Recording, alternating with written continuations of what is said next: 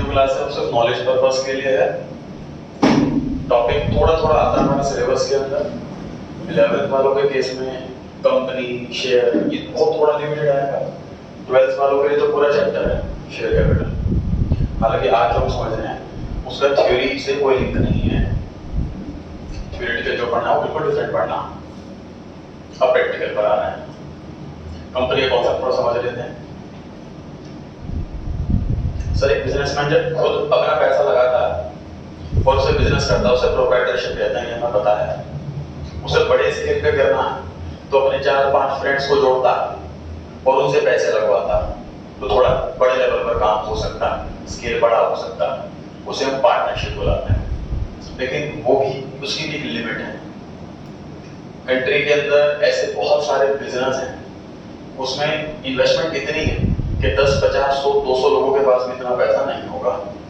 कई बिजनेस ऐसे हैं, जैसे मान लीजिए कार की फैक्ट्री हो गई, बहुत बड़ी कार की फैक्ट्री खोलनी है तो हर एक सिटी में कार बेचेंगे, पूरी कंट्री में कार बेचेंगे तो बहुत सारी फैक्ट्री लगानी है, कई सारे मजदूर होंगे और कई बार होता कार बन गई बिक्री गिरी रखी हुई है तो वो लॉस झेलना। वह समझ लो मेरी कैपेसिटी अगर 1 करोड़ की है तो बिजनेस में मैं 50 लाख रुपए लगाऊंगा, 50 लाख बैकअप में रखूंगा।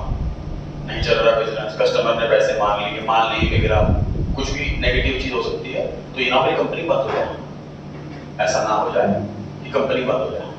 तो यही से कॉन्सेप्ट आया पब्लिक से पैसे लेने का। यही से कॉन्सेप्ट आया कि पब्लिक से पैसे लेने का। मैं कई साल से बिजनेस कर रहा हूँ, मान लीजिए अच्छा खासा प्रॉफिट हो रहा है। अब मेरे माइंड में ये है कि मुझे इसे पूरे कंट्री लेवल पर लेकर के जाना है। उसके सपोज मुझे 500 करोड़ रुपए चाहिए। 500 करोड़ मेरे फ्रेंड्स के पास, किसी के पास नहीं। बैंक से लोन मांगने जाऊंगा तो बैंक भी पास नहीं करेगा। कहते पैसा उसको मिलता है जिसके पास पैसा होता है। अगर मैं लोन मांगने के लिए जाऊंगा तो बैंक कहेगा तुम्हारे पास इतना पैसा खुद का है ना, तो मैं उसका आधा दूंगा तुम्हें लोन। सपोज मेरे पास 2 करोड़ की प्रॉपर्टी है तो मैं बैंक से लोन मांगने जाऊँ तो मुझे 1 करोड़ का लोन मिलेगा। और मेरे पास प्रॉपर्टी 20 करोड़ की है, मैं 500 करोड़ का लोन मांगने जाऊंगा तो डेफिनेटली बैंक नहीं देगा, सारा रिस्क बैंक का हो जाएगा। यहाँ कॉन्सेप्ट आया कि पब्लिक से पैसा लिया जाए। मैं अपने शेयर स्टॉक एक्सचेंज में लिस्ट करूंगा, एडवर्टाइजमेंट कराऊंगा, लोगों को बताऊंगा कि मेरी कंपनी ये बहुत 4-5 साल से चल रही है, बहुत अच्छा ग्रो कर रही है, बहुत अच्छी सेल है, बहुत अच्छा प्रॉफिट है। अगर मुझे इतने करोड़ रुपए मिल जाएंगे तो इसको बहुत अच्छे स्केल पर लॉन्च कर सकता हूँ और सारा प्रॉफिट होगा, सबका बटेगा, प्रॉफिट सब में बटेगा। यूँ समझ लीजिए शेयर इशू करने से, मान लीजिए मैंने कंपनी के शेयर इशू कर दिए और आप सब ने थोड़ा शेयर खरीद लिए, जब भी साल के एंड में प्रॉफिट होगा तो सभी का बटेगा। इसने ज्यादा शेयर लिए उसे ज्यादा प्रॉफिट। फॉर एग्जांपल मैंने प्रॉफिट बांट रहा हूँ 15 रुपए पर शेयर के हिसाब से, साल के एंड में जितना प्रॉफिट हुआ 15 रुपए पर शेयर। आपने मान लीजिए 5 शेयर लिए तो 5 × 15 कितने रुपए आपके पास आ जाए। मैंने 1000 शेयर लिए तो 1000 × 15 कितने रुपए मेरे खाते में आ जाए। ठीक, प्रॉफिट बांटने को टेक्निकली डिविडेंड बुलाते हैं। प्रॉफिट बांटने को टेक्निकली हम डिविडेंड बुलाते हैं। तो इस तरीके से कंपनी अपना शेयर इशू कर देती है। कुछ देखते हैं।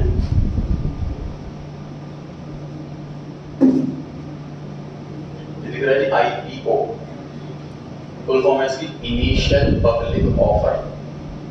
जब कंपनी पहली बार अपना शेयर इशू करती है, फर्स्ट टाइम इनिशियली, तो उसको IPO का नाम देते हैं। यहाँ पर कुछ कंपनी की आपको लिस्ट दिख रही है। ये कंपनियां 4-5 साल से चल रही हैं और अब ये अपना शेयर मार्केट में लाना चाहती हैं।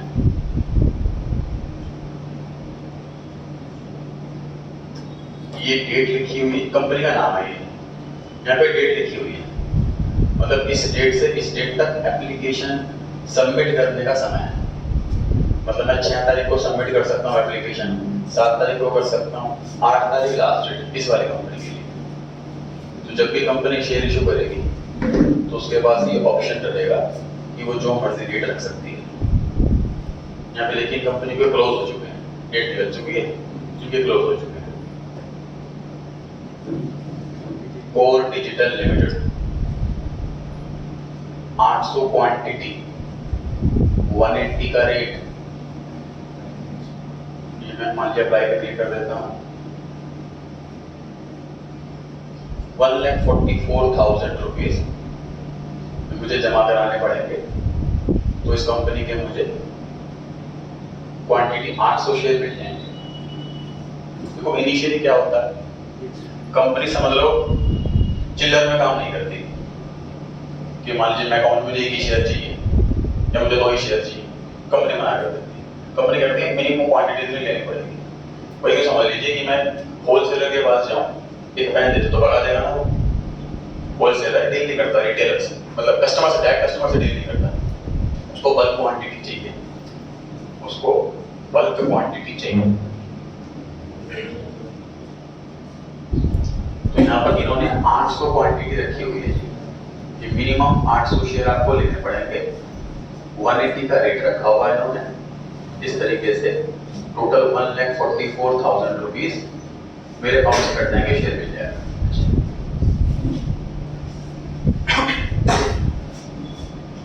मान लीजिए लाखों लोगों ने अप्लाई कर दिया, समझिए इस चीज को, मान लेते हैं कि लाखों लोगों ने अप्लाई कर दिया, लेकिन हमारे पास शेयर का लिमिटेड है। भाई मान लीजिए मुझे एग्जैक्टली 200 करोड़ रुपए चाहिए और लोगों ने इतना अप्लाई कर दिया कि मेरे पास 500 करोड़ रुपए आ गए, तो मैं एक्स्ट्रा पैसा करूंगा क्या?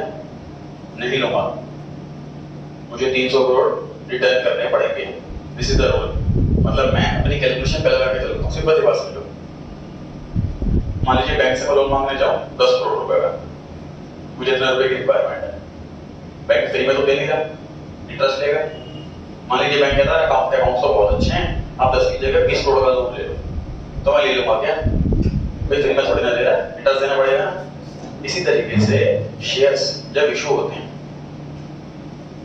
तो कोई जो आम इन्वेस्टर पैसा लगा रहा है ना शेयर्स के अंदर, वो फ्री में थोड़ी ना लगा रहा, उसको बदले में मैं डिविडेंड दूंगा ना। जब एक इन्वेस्टर पैसा लगाएगा कंपनी में तो मैं उसको बदले में हर साल डिविडेंड दूंगा, तो फ्री में तो नहीं दे रहा ना पैसा, तो मैं एक्स्ट्रा क्यों लूं? वापसी करना पड़ेगा। तो यहाँ पर हम सिर्फ अप्लाई करते हैं, अलॉट कितने लोगों को होगा कितने को नहीं होगा इसका कुछ आइडिया नहीं, लग गई किस्मत। अच्छा कितना प्रॉफिट हो सकता है?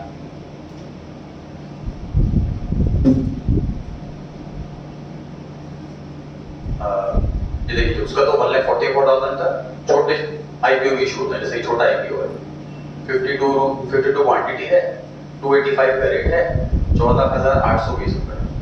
इतने रुपए मेरे जाएंगे और मुझे इस कंपनी के 52 शेयर मिल जाएंगे।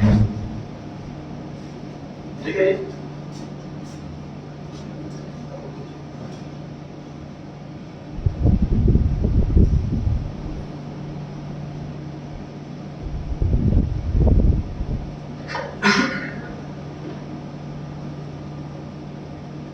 यहाँ पर हम आइडिया लगाते हैं कि एक्चुअल में इस आईपीओ की कितनी डिमांड है। ध्यान से देखिए, जैसे ये वाला कॉमरेड अप्लायंसेस 71.92 टोटल इतना टाइम्स सब्सक्राइब हुआ है। टाइम समझ पा रहे हैं आप? कि मान लीजिए कि 1 लाख शेयर उन्होंने इशू किए थे, तो 1 लाख इंटू 72 लाख लोगों ने अप्लाई करा, 72 टाइम्स। इसका 2.75 टाइम्स, लगभग 3 गुना लोगों ने अप्लाई कर दिया। इसका 250 गुना लोगों ने अप्लाई करा। इसी मेरे पिछले 4-5 साल के अकाउंट्स देख ली, उसका प्रमोटर कौन है, इन्वेस्टर कौन है वो देख लिया, उससे लोग आइडिया लगा लेते हैं कि ये कंपनी में पैसा लगाने में समझदारी होगी, इस कंपनी में पैसा लगा देते हैं, हमारा पैसा कहीं गुना हो जाएगा। तो इसमें डिमांड ज्यादा होती है, जनरली हम इन्वेस्टर्स ऐसे में पैसा लगाते हैं। आईपीओ चीज एक ऐसी चीज है जो सेफ चीज है। मतलब काफी मेरे फ्रेंड्स हैं जो क्या करते हैं, वो शेयर मार्केट में टाइम नहीं दे पाते, लेकिन वो आईपीओ में डील करते हैं। कोई अच्छा आईपीओ आ गया, उसमें अप्लाई कर दिया, लक है मिल गया तो पैसा डबल 4 दिन में, और अगर नहीं लगा तो नहीं लगा, पैसा कुछ नुकसान नहीं हुआ। यूँ समझ लीजिए आईपीओ ऐसी लॉटरी है, कोई आपको बोले एक लॉटरी की टिकट खरीद लो 15,000 रुपए की, 5 दिन के बाद आपका नंबर आ गया तो आपको 15,000 के 30,000 मिलेंगे। अगर आपका नंबर नहीं आया तो आपके पूरे 15,000 वापस कर देंगे, 1 रुपया भी 4 दिन पहले। बढ़िया लॉटरी है। तो इसे आईपीओ समझ लो ऐसी लॉटरी है। 5 दिन के अंदर, मतलब लोग जब अप्लाई कर देते हैं तो कंपनी 4 से 5 दिन के अंदर अंदर अलॉटमेंट के लिए ईमेल भेज देती है कि आपको अलॉट हुआ है कि नहीं हुआ।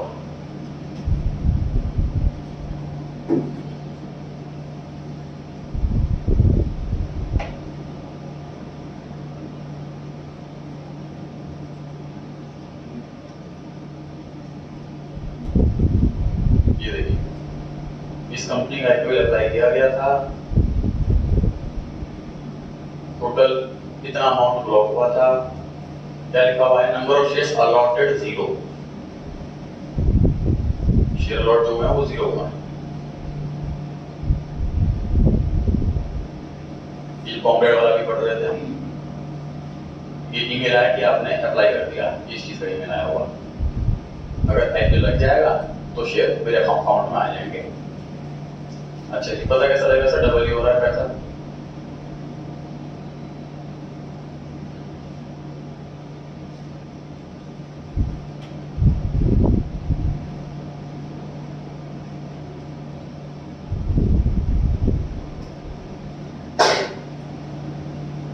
यहाँ लिखा हुआ है जीएमपी, ग्रे मार्केट प्रीमियम। ये क्या चीज है? ये अनऑथराइज्ड मार्केट है।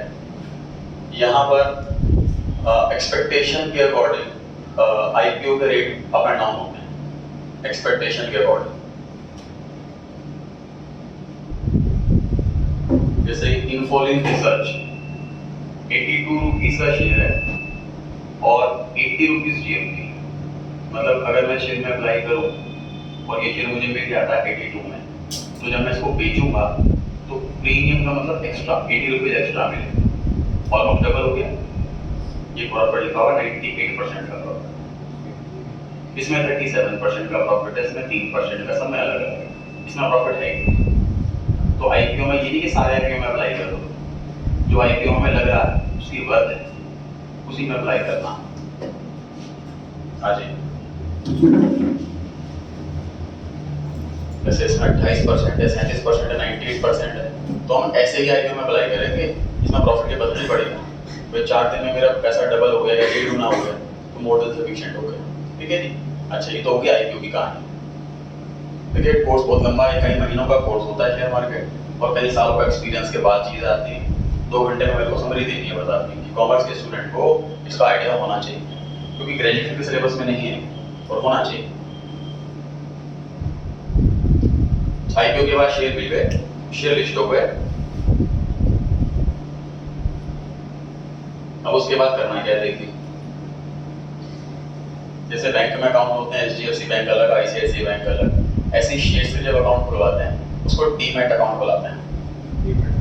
डीमैट अकाउंट बुलाते हैं अगर हमें शेयर्स खरीदने हैं तो। बैंक में पैसा जमा करने के लिए सेविंग अकाउंट जरूरी है, इसी तरीके से शेयर्स खरीदने के लिए या बेचने के लिए डीमैट अकाउंट जरूरी है। जैसे बैंक बहुत सारे हैं, ऐसे डीमैट के ब्रोकर बहुत सारे हैं। कुछ ऐड भी देखे होंगे टीवी में आप, स्टॉक, ग्रो, जीरोधा, ये कंपनियों के नाम हैं जो ब्रोकर हैं, उनके अकाउंट खुलवाकर हम शेयर परचेज से कर सकते हैं।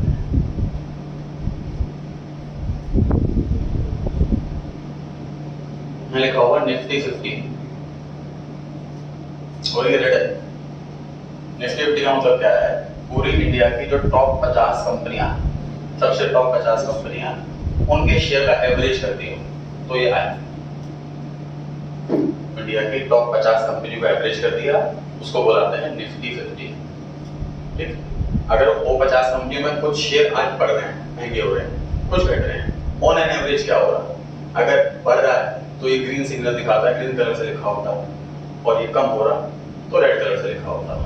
तो रेड कलर से लिखा हुआ है मतलब आज मार्केट डाउन। ऐसे कहते हैं कि मार्केट डाउन है कि अप है, तो ऐसे पता लगता है, ग्रीन है तो अप है, रेड है तो डाउन है। बड़ा आसान सा। इसके बराबर में लिखा हुआ सेंसेक्स। सेंसेक्स है टॉप 30 कंपनी, निफ्टी 50 में टॉप 50 कंपनी, सेंसेक्स में टॉप 30 कंपनी। इंडिया की जो सबसे बड़ी 30 कंपनियां हैं उसका एवरेज, उसको सेंसेक्स बुलाते हैं। अगेन, बढ़ रहा है तो ग्रीन, घट रहा है तो रेड। ये दिखा रहा है होल्डिंग्स, 8 शेयर्स होल्ड कर रखे हैं इस वाले अकाउंट में मैंने। बजाज फिनसर्व, बजाज का आपने ऐड देखा होगा टीवी में भी, और किसी इलेक्ट्रॉनिक शॉप पर आप टीवी या लेने जाते हैं तो वहां पर कार्ड रखा होता है कि 0 कॉस्ट ईएमआई बनवा लीजिए, यहाँ से कार्ड बनवा लीजिए। ये वही कंपनी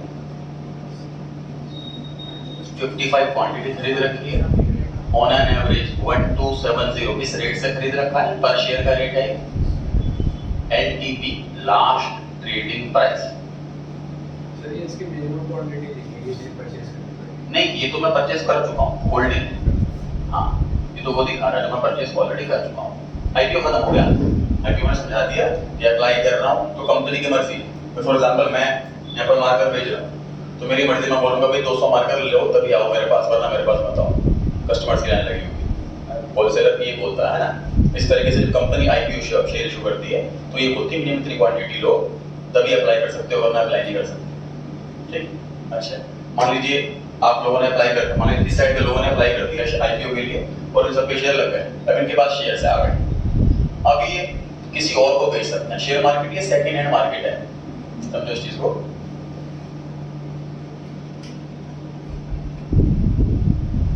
मान लीजिए रिलायंस ने शेयर इशू कर दिए और यहाँ पे ये टोटल मान लीजिए 100 पर्सन्स के पास शेयर्स आ गए इस कंपनी में। ठीक है, अब कंपनी के पास पैसा आ गया, कंपनी पैसा लगाकर बिजनेस में इन्वेस्ट कर रही है, ग्रो कर रही है, कंपनी की वैल्यू बढ़ रही है और ब्रांचेस खोल रही है वगैरह वगैरह, ये काम कर रही है कंपनी। कंपनी को शेयर मार्केट से मतलब नहीं है। ठीक है, अब ये जो ये लोग हैं, अब इन लोगों के पास शेयर आ गया, अब ये आपस में किसी दूसरे को बेचेंगे। ये समझ लीजिए, समझ लीजिए डीडी ने फ्लैट लॉन्च कर दिए, डीडी ने फ्लैट इशू कर दिए, अलॉट कर दिए, मैंने अप्लाई करा, मुझे डीडी का फ्लैट मिल गया। अब मैं जिस मर्जी को बेचूं, फिर वो आगे किसी को बेचे, फिर वो आगे किसी को बेचे, ये सब सेकंड हैंड मार्केट हो गई। तो share market second hand market है। इनिशियल मार्केट आईपीओ, जब कंपनी फ्रेश इशू कर रही है, नया शेयर किसी को दे रही है, वो तो आईपीओ हो गया। अब शेयर मिलने के बाद लोग आपस में बेचेंगे, खरीदेंगे। अब आपस में खरीद बेच रहे हैं जिसमें क्वांटिटी की कोई लिमिटेशन नहीं है, एक शेयर भी बेच सकता हूँ। मुझे रिलायंस का एक शेयर खरीदना है या एक ही शेयर बेचना है, मेरे पास कोई अथॉरिटी में खरीद सकता हूँ। अब मार्केट में इतने सारे करोड़ों लोग हैं इन्वेस्ट कर रहे हैं, तो कोई ना बायर सेलर मिल ही जाता है। सबसे अच्छी बात ये है, देखिए मान लीजिए मैंने फ्लैट खरीद लिया, अब मैं बेचना चाह रहा हूँ लेकिन मुझे कस्टमर नहीं मिल रहा, दिक्कत आ सकती है, नहीं मिल रहा कस्टमर। ठीक, लेकिन शेयर मार्केट में क्या है कि करोड़ों लोग खरीद रहे हैं और करोड़ों लोग बेच रहे हैं, तो मैं जब बेचना चाहता हूँ तो इजीली बिक जाता है। हालांकि कुछ ऐसी कंपनियां हैं जो बहुत कम फेमस हैं, पुरानी कंपनियां हैं, उससे पुरानी नहीं नई कंपनियां हैं और लॉस हुआ है, उन कंपनियों के केस में ऐसा हो सकता है कि मैं बेचना चाह रहा हूँ, वो कस्टमर ही नहीं है, तो मैं फंस गया, मुझे वेट करना पड़ेगा। ऐसे प्रॉपर्टी में फंस जाते हैं, खरीद लिया, वो कस्टमर नहीं मिल रहा। ठीक, जो हमें इसलिए सिखाया जाता है कि जो टॉप की 100-200 कंपनियां हैं उन्हीं में पैसा लगाओ, क्योंकि उनके बायर और सेलर सभी बहुत सारे होते हैं, तो बहुत इजीली बिक जाता है। ठीक है, तो सेकेंड हैंड मार्केट में अभी हम आगे कॉन्सेप्ट आगे बढ़ाने वाले हैं, एक दूसरे को बेचना। अब इसमें अच्छी बात क्या है कि मुझे ना कस्टमर से मीटिंग नहीं करनी होती। मान लीजिए मैं प्रॉपर्टी डीलर के पास गया कि जी फ्लैट बेचना है, ठीक है, तो वो कहेगा हाँ जी मेरे पास कस्टमर है, इस रेट में बेचना है, इस रेट में बेचना है, देखो उस रेट में कस्टमर है क्या, है कस्टमर इस रेट में, ये लो पैसे और ऑफर है। मतलब मैं एक्चुअल में कस्टमर से मिलता भी, इसमें ऐसा होता है। जैसे मान लीजिए मैं रिलायंस के 100 शेयर बेच रहा हूँ 500 के रेट से, तो ब्रोकर खुद ही ढूंढ लेगा कोई ऐसा बंदा जो रिलायंस के 100 शेयर खरीदना चाहता है 500 के रेट से, मेरा सेल हो गया, उसका बाय हो गया, ट्रांजैक्शन एग्जीक्यूट हो गई ब्रोकर के थ्रू। मैं कस्टमर से मिला कि कौन किसने लिए हैं, जो मैंने शेयर बेचे हैं, उसने पैसे दिए कि नहीं दिए, वो सब ब्रोकर की है। ठीक है, तो इस बजाज ने 55 क्वांटिटी ऑलरेडी परचेज, इसलिए होल्डिंग में दिखा रहा हूं। एवरेज कॉस्ट मतलब मैंने कुछ शेयर खरीदा होगा 1300 के रेट से, कुछ 1200 के रेट से, मतलब एवरेज करके ये रेट आया होगा। लास्ट ट्रेडिंग प्राइस, सबसे लास्ट किस रेट पे ट्रेड हुआ था, ये देखो बदलता रहेगा, ये बदलता रहेगा क्योंकि मार्केट शेयर मार्केट इस टाइम ओपन है, तो कुछ लोग खरीद भी रहे हैं, कुछ लोग बेच भी रहे हैं। रेट बढ़ेंगे क्यों? अगर बायर ज्यादा होंगे। ये बहुत बेसिक सी चीज है सर, हर चीज में एप्लीकेबल है, सिर्फ शेयर मार्केट में नहीं। जिस चीज के बायर ज्यादा होंगे और सेलर कम होंगे, उसकी चीज रेट महंगे होंगे, रेट बढ़ेंगे उसके। वाइस वर्सा, जिस चीज के सेलर ज्यादा होंगे और बायर कम होंगे, उस चीज के रेट घटेंगे। इकोनॉमिक्स में पढ़ते हैं ये चीज, डिमांड सप्लाई।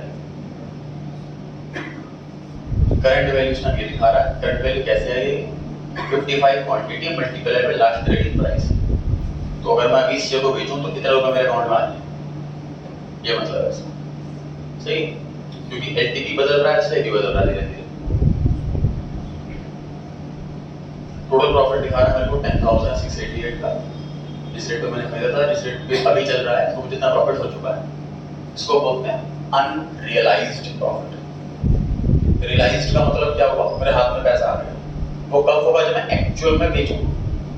सर मेरी प्रॉपर्टी 40 लाख की थी, 50 लाख की मार्केट में हो गई, 10 लाख का प्रॉफिट है, लेकिन वो अनरियलाइज्ड है, मतलब मैंने बेचा थोड़ी ना अभी, मार्केट में बढ़ जाएंगे लेकिन बेचा नहीं है।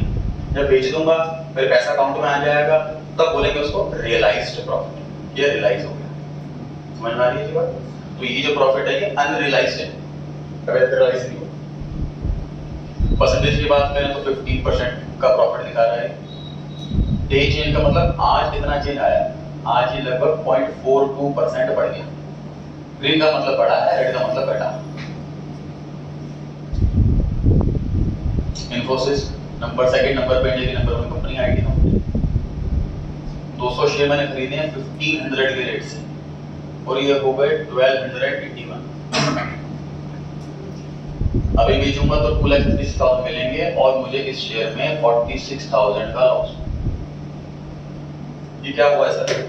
देखिए कोविड के टाइम पर जब हर बंदा घर बैठ गया था, तो उस टाइम आईटी सेक्टर बड़ा बूम करा, क्योंकि हर काम घर बैठे हो रहा है, ऑनलाइन हो रहा है, वर्क फ्रॉम होम हो रहा है। तो उस टाइम आईटी सेक्टर की ज्यादा डिमांड आ गई, आईटी सेक्टर के शेयर प्राइस बहुत ज्यादा बढ़ गए। तो उस टाइम बहुत ज्यादा बढ़ गए थे। एक चीज होती है, जब एक्सट्रीम लेवल पे पहुंच जाता, उसको सैचुरेशन पॉइंट आता है कि वहां से डिक्रीज होना शुरू हो जाता, तो वहां से डिक्रीज हुआ है और ये लॉस में दिखा रहा है। 15% का टोटल लॉस जब से खरीदा तब से अब तक, और आज ही 1.79% का लॉस।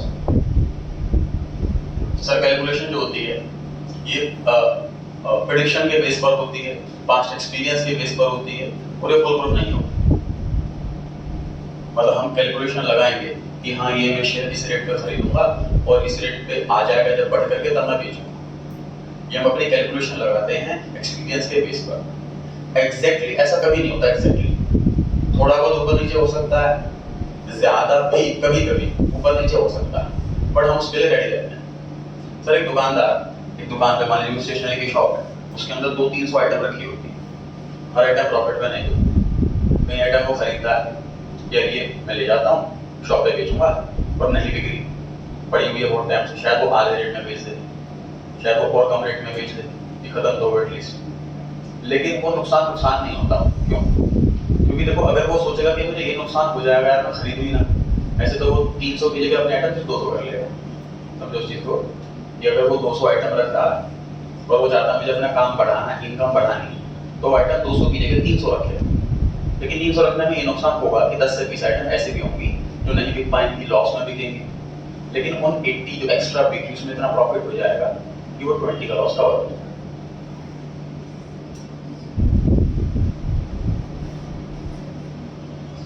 रिलैक्सो फुटवेयर, ये नंबर 1 कंपनी इंडिया की फुटवेयर में मार्केट शेयर के हिसाब से।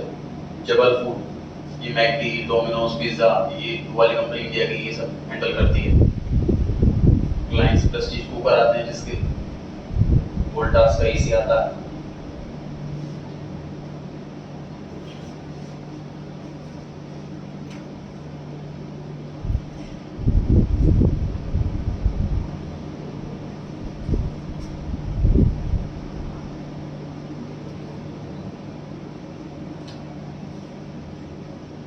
थोड़ा सा आइडिया लगा रहे हैं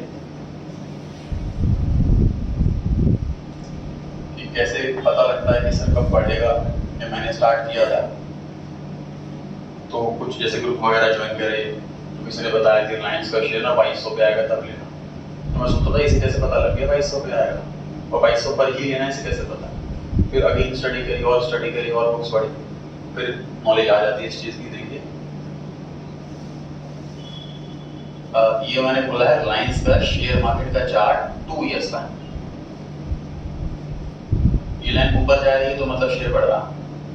यहाँ उधर अमाउंट भी दिख रहा होगा, जैसे यहाँ पर करीब 2750 का हो गया, 2750 रुपये का हो गया।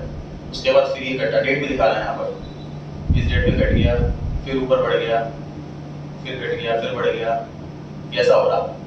तो क्या करने वाले हैं हम, देखो हमने आइडिया लगाया कि सर ये वाला जो है लेवल, यहाँ से देखिए करीब 2200 रुपये, ये शेयर जब भी 2200 पे आया फिर ऊपर भागा, फिर ये फिर 2200 पे आया फिर ऊपर भागा, मतलब ये 2200 से नीचे नहीं जा रहा, इसको सपोर्ट लेवल बुलाते हैं। क्यों नहीं जा रहा? क्योंकि जैसे 2200 के आसपास ही शेयर आता है तो लोगों को लगता है कि अब तो बहुत मंदे रेट में बहुत बढ़िया शेयर मिल रहा, सबके बाय के ऑर्डर आने शुरू हो जाते हैं, या पता यहाँ पर बायर्स की क्वांटिटी बहुत बढ़ जाती है, और जहाँ बायर बढ़ जाएंगे सेलर के मुकाबले वहाँ प्राइस बढ़ेगा ही बढ़ेगा, तो यहाँ बढ़ने चालू हो जाता है। तो इससे हमने कैलकुलेशन लगा ली सर कि जब भी रिलायंस का शेयर 2200 रुपये पे आ जाए तो परचेज कर लो, जितने मैक्सिमम परचेज कर सको। देखिए मैंने रिलायंस जो लिया हुआ वो मेरी एवरेज कॉस्ट 2290 होगा, ऑलमोस्ट 2300 रुपये, क्योंकि मैंने इसका एक और सपोर्ट लेवल देखा, ये देखो 2350 रुपये, मतलब यहाँ पर भी, यहाँ पर नीचे आया फिर ऊपर भागा, नीचे आया ऊपर भागा, फिर नीचे ऊपर भागा, तो मुझे लगा ये लेवल भी बहुत बढ़िया लेवल है यार, हो सकता है आगे जा करके ये इससे नीचे जाए ही ना। मैं मान लो मैं सोचूं 2200 पे आएगा तब लूंगा, बैठा रहा हूँ मैं इतना, तो वास्तव में आया ही नहीं, मान लीजिए 2 साल 3 साल मैं तो खरीद ही नहीं पाऊंगा, है ना। तो हमें क्या करना चाहिए कि भाई यहाँ पर भी आया हुआ है, यहाँ से भी ऊपर भागा है, तो मैं क्या करता हूँ यहाँ से इकट्ठे परचेज नहीं करूंगा, धीरे धीरे परचेज करना स्टार्ट करूंगा। यहाँ पर आया 10 शेयर ले ली, 10 रुपये 20 रुपये और गिरा और ले ली, और गिरा और ले ली, और गिरा और ऐसे करता रहा। तो ऐसे करते करते मैंने 213 शेयर ले लिए, एवरेज कॉस्ट मेरी आ रही है 2290, अब ये 2475 का चल रहा है। आगे इसको तो सपोर्ट लेवल बुला लिया सर, थोड़ा मैं आइडिया रख गया कि परचेज कब करना होता है, जिस लेवल पर नीचे आते ही फटाफट ऊपर भाग जाता है, तो हमें आइडिया लगे कि इसको सपोर्ट लेवल बुलाते हैं, उस रेट में अगर हम खरीदेंगे तो उससे नीचे नहीं जाएगा। वैसे सिंपल सी बात है, प्रॉपर्टी में मुझे कमाना है तो महंगी प्रॉपर्टी खरीद के नहीं कमा सकता, महंगी प्रॉपर्टी सस्ते में खरीद के कमा सकता। तो मैं पता करूँ कि कोई प्रॉपर्टी सस्ती मिल रही है क्या, पता लगा हाँ कोई सस्ते मिल रही है, किसी को जल्दी है बेचने, अर्जेंट पैसे चाहिए तो सस्ते में दे रहा हूँ, वो खरीद लो, थोड़ा टाइम बाद बैटरी महंगी हो जाएगी तब बेच लो। ये काम होगा। मार्केट में बहुत न्यूज़ आती है सर, हर एक इंडस्ट्री इस पर डिपेंड है, शेयर मार्केट पर ही डिपेंड है। कोई डाउनफॉल आया, कोविड आ गया, या कुछ भी हो गया, तुरंत शेयर प्राइस गिरने शुरू हो जाते हैं। बस हमें इन्वेस्टर को उसी का वेट करना है। तो लाइंस में कोई नेगेटिव न्यूज़ आ जाए तो 2200 के आसपास या 2300 के आसपास आ जाए, परचेज करना शुरू कर देना। 10 रुपये गिरे और 10 रुपये गिरे और 10 रुपये गिरे और इस तरीके से परचेज कर देना शुरू कर देना।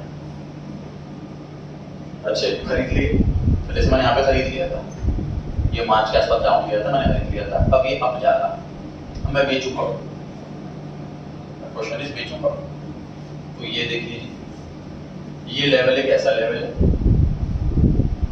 जहां पर ये 4 बार वापसी गया, ऊपर भागा फिर नीचे चला गया, फिर ऊपर भागा नीचे चला गया, ऊपर भागा नीचे चला गया, ऊपर भागा नीचे चला गया।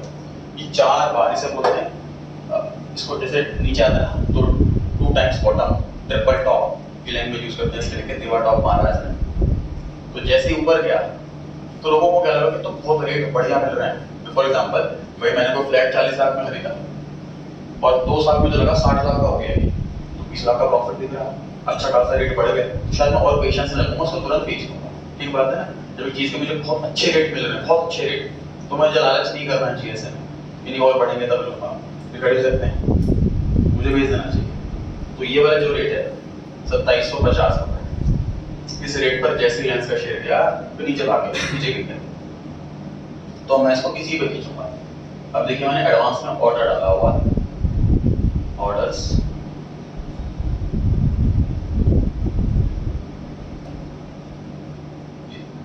रिलायंस का मैंने ऑर्डर डाला हुआ है सेल का 2750 के रेट से 213 क्वांटिटी। ये ऑर्डर ना एडवांस में डालने का ऑप्शन भी होता है इसमें, जैसे कि शेयर मार्केट का टाइम 9:15 से 3:30 का होता है। अब मुझे क्या पूरे टाइम बैठना पड़ेगा, इस रेट पे पता नहीं कब आएगा, तो ये ऑप्शन होता है कि मैं एडवांस में ऑर्डर इसको इंस्ट्रक्शन देके छोड़ दूँ कि भैया मुझे 24 घंटे, मुझे 6 घंटे नहीं बैठना। मैंने एडवांस मोड डाल दिया कि रिलायंस का शेयर जैसे ही 2750 पे आ जाए, मेरे 213 इतनी क्वांटिटी है वो तुरंत सेल हो जाए, अकाउंट में मेरे पैसा है। एडवांस में डाल दिया मैंने ऑर्डर। मुझे चेक करने की जरूरत नहीं है डेली कि शेयर बढ़ रहा है नहीं घट रहा। समझ आ रही है जी बात? जैसे रिलैक्सो का मैंने डाला हुआ है 1090 पर, जैसे ही आए 230 क्वांटिटी दिख जाए, अभी रेटिंग चल रहा है। प्रेस्टीज में 850 का डाला हुआ है मैंने रेट। इसी तरह इसका कैलकुलेशन लगा रखी है कि जहां पर वो 3 टाइम्स या 4 टाइम्स स्टॉप मारता है तो यहाँ पे आने के बाद ही तुरंत नीचे गिरेगा।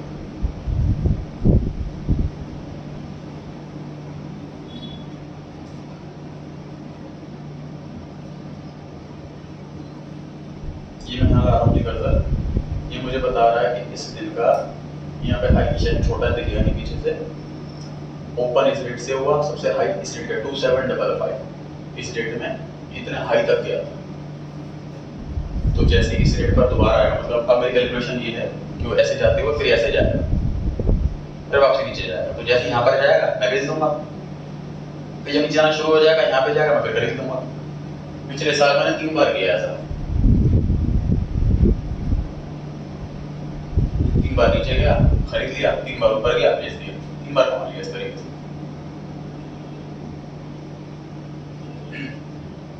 परसेंटेज ऑफ प्रॉफिट की बात कर रहे हैं,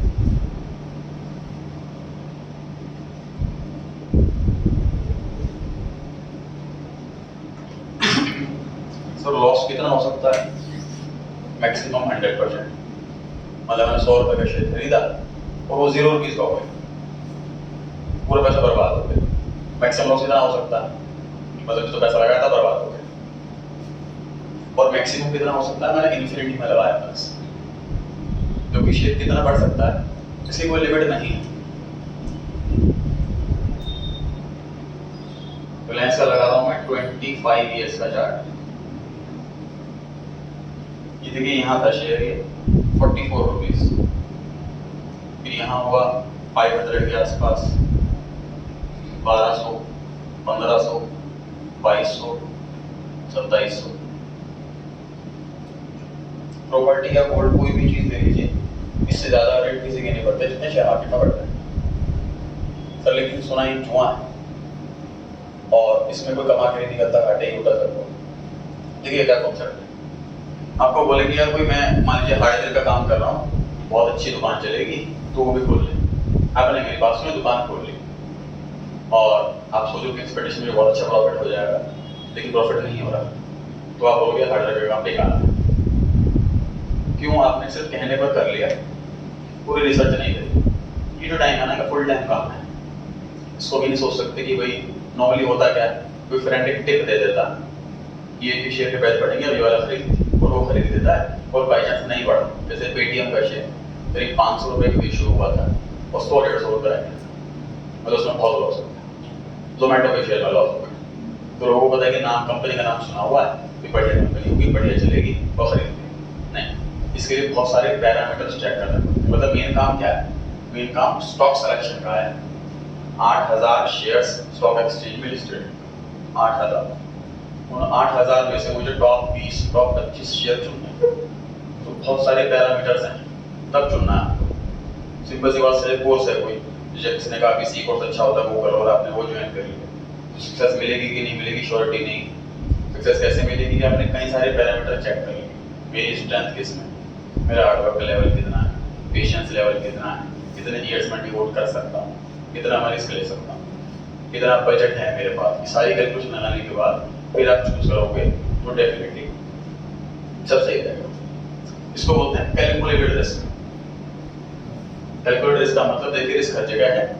कैलकुलेटेड रिस्क का मतलब कि हमने सारी कैलकुलेशन लगा रखी है कि अगर ये लॉस हुआ तो यहाँ बैकअप है, ये लॉस हुआ तो यहाँ बैकअप है। जैसे मैं अपनी बात करूँ कि सर इन्फोसिस में मैंने पैसे लगा दिए और मेरे 46,000 का लॉस हो गया, तो देखिए मुझे तो कोई एग्जैक्ट फ्यूचर नहीं दिखता, एग्जैक्ट इसी रेट पे बढ़ेगा, इसी रेट पे घटेगा। हम एक प्रेडिक्शन लगा सकते हैं, कैलकुलेशन लगा सकते हैं। वो कैलकुलेशन अगर मैं 20 शेयर्स में लगा रहा हूँ तो कम से कम 4-5 शेयर में फेल होगी, ये बात हमें पहले से पता है। अगर 20 शेयर में पैसा लगा रहा हूँ मैं डाउन वाले रेट पर, सपोर्ट वाले रेट पर, तो 20 में से करीब 15 शेयर तो मेरे रेसिस्टेंस के ऊपर वाले लेवल को रेसिस्टेंस बुलाते हैं, तो 2750 वाले रेसिस्टेंस उस प्राइस पर जाएगा, वो मुझे प्रॉफिट हो जाएगा। लेकिन 4-5 शेयर ऐसे होंगे जो कि कैलकुलेशन गलत हो जाएगी, कुछ ना कुछ ऐसा न्यूज़ आ जाएगी मार्केट में, उस सेक्टर में डाउनफॉल आ जाएगा और मार्केट प्राइस डाउन हो सकते हैं। ऐसे में क्या करना है, हमको सिर्फ पेशेंस रखना है, क्योंकि डाउनफॉल टेम्पररी है, शेयर को एक ना एक दिन ऊपर ही जाना।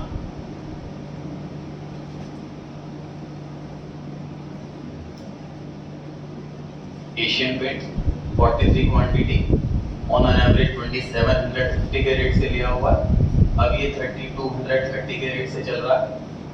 करंट में इसकी वैल्यू इतनी आ गई, 20,000 का प्रॉफिट, 17% का प्रॉफिट, और आज भी ये चल रहा है।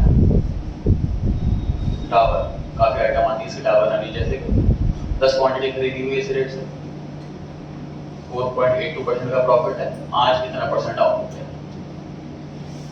टेक महिंद्रा टॉप 4 कंपनियों में आती है, आईटी कंपनी में, इसमें 5% का लॉस। देखिए चार्ट फेल कैसे होते हैं।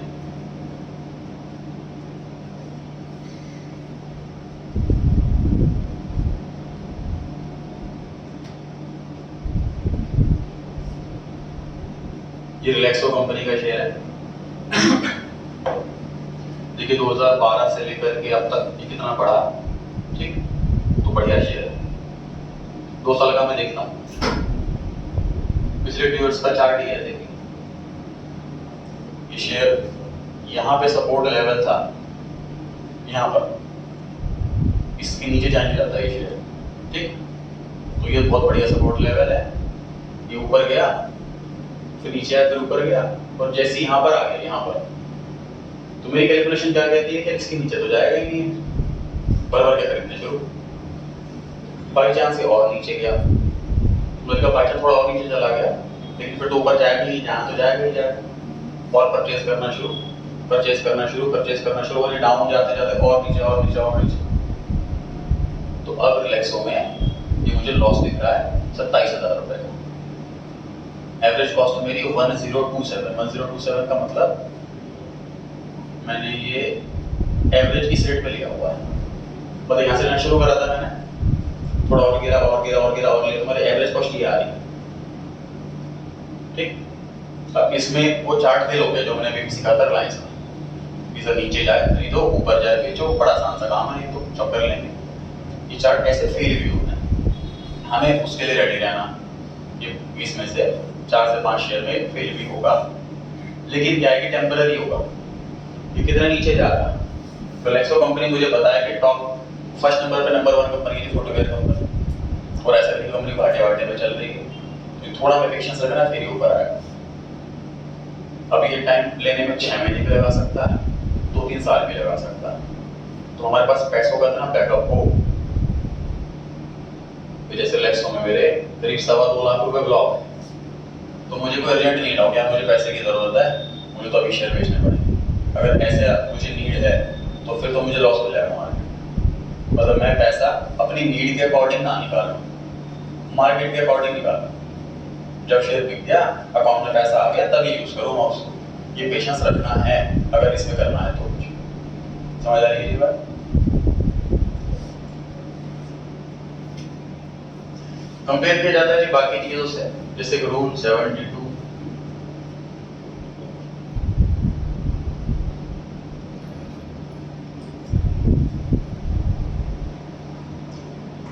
पैसा कितने साल में डबल हो जाएगा, उसके लिए शॉर्टकट्स हैं, ये फाइनेंस में सीखते हैं जरा कंपेयर करने के लिए। रूल 72, इसमें क्या करते हैं जी, 72 को इंटरेस्ट रेट से डिवाइड कर लीजिए, तो जो आंसर आए वो आंसर ईयर्स में आएगा, तो इतने ईयर में आपका पैसा डबल हो जाएगा। मान लीजिए बैंक एफडी पे इंटरेस्ट का रेट 6% दे रहा, इसका मतलब बैंक में अगर मैं एफडी कर दूं तो 12 साल बाद मेरा पैसा जाके डबल होगा। ये मेरी क्लास शेयर मार्केट में जब हम काम करते हैं तो तो ऑन एन एवरेज अगर कुछ साल का एक्सपीरियंस हो गया है तो ऑन एन एवरेज 24% का रिटर्न आ जाता। 24% का मतलब ये हो गया कि 3 साल में लगभग हमारा पैसा डबल हो जाता है। ये डिपेंड करता है एनालिटिकल स्किल क्या है। देखिए किसी भी काम में ना हर इंसान बिल्कुल सही करता है वैसे तो। जैसे किसी ने कोई रेस्टोरेंट खोला तो 6 महीने 1 साल पेशेंस रखता है। कस्टमर आने के बाद सामान खराब भी हो जाएगा, नहीं कस्टमर आने फीकेगा, लॉस भी होगा, सैलरी जेब से जा रही है, ऐसा भी होगा। बट वो कुछ मंथ का पेशेंस रखेगा, 6 से 8 महीने 1 साल का। देखो कस्टमर आ ही नहीं रहे, मतलब उसको टेस्ट शायद लोगों को अच्छा नहीं लग रहा, या वो यहाँ पर कोई इतनी बड़ी कंपटीशन में कोई शॉप है उसके आगे उसका कोई सेल हो ही नहीं रही, तो वो बंद कर देता। ठीक, हमें भी इस काम में यही करना चाहिए। मतलब शेयर मार्केट में अगर हम एंटर करते हैं, परचेज सेल करना सीखते हैं, प्रॉफिट कमाना सीखते हैं, तो लॉस को बियर करते हैं, तो इसमें 6 महीने 1 साल 1.5 साल तक का समय देना चाहिए।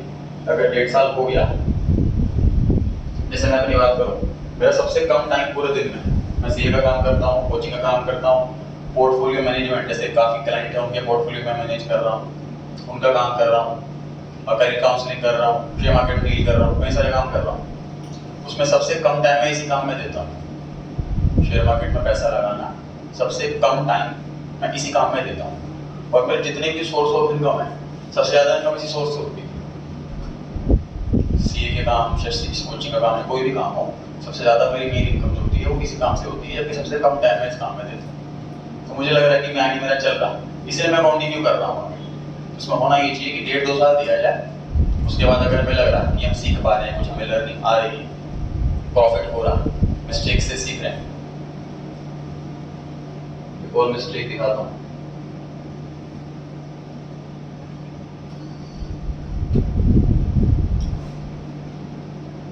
जैसे कि टेक महिंद्रा कंपनी का चार्ट है, तो ये इसका एक बहुत अच्छा सपोर्ट लेवल था। यहाँ पर शेयर नीचे रहा, यहाँ पर जाके फिर ऊपर गया, फिर यहाँ पर नीचे आया, फिर ऊपर गया, फिर यहाँ पर नीचे आया। तो ये पूरी प्रेडिक्शन सही थी कि यहाँ अगर शेयर खरीदा जाए तो इसके नीचे तो आ ही नहीं रहा है कई साल से। अब यहाँ पर आते ही डेफिनेटली ऊपर ही जाएगा, तो यहाँ शेयर परचेज करना शुरू कर दी मैंने। लेकिन उसके बाद क्या हुआ, बहुत ज़्यादा डाउन चला गया।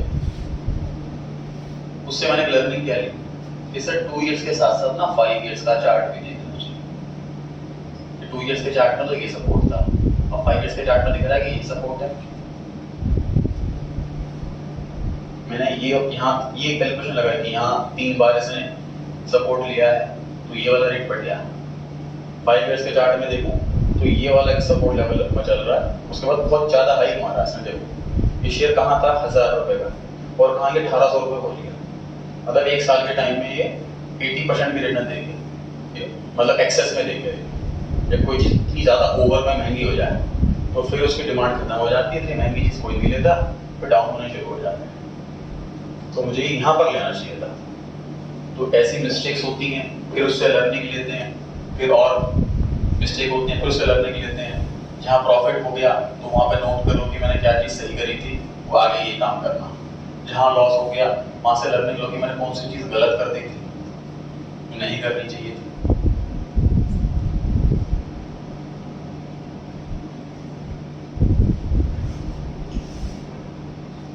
बाटा इंडिया फुटवेयर कंपनी है सेकंड नंबर पे, 40 quantity, am on an average 1600 रुपये, 1550 हो गया है, 2% का loss.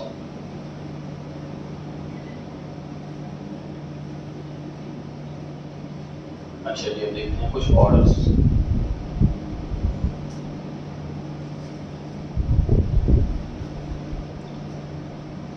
GTT good deal trigger, ये एडवांस ऑर्डर्स का नाम है। जैसे मैंने ऑर्डर एडवांस में डाल रखे हैं कि डाबर जब भी 45 जब भी इस रेट पर आ जाए, ट्रिगर प्राइस ट्रिगर 565 पर जैसे ही आ जाए ये मेरे सेल हो जाए। 45 क्वांटिटी होल्ड कर रहा हूँ। ऐसे ही बाय का भी डाल सकते हैं ये ऑर्डर। देखिए बाय का ऑर्डर, बाय का मैं निकालता हूँ।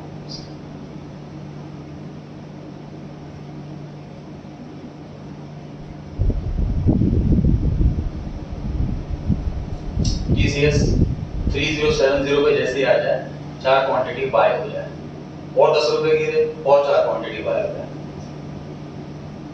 ये एडवांस में डाल रखे हैं जी order. Support resistance, support resistance मैंने एग्जांपल दिया आपको। ये सिर्फ एक पैरामीटर नहीं है, चेक कर लेना। पैरामीटर बहुत सारे हैं, बड़े नोट्स बनाने पड़ते हैं। 15 से 20 पैरामीटर चेक करने के बाद हमें शेयर चुनते हैं कि यही वाला लेना, और फिर ये चुनना है कि रेट कौन सा लेना।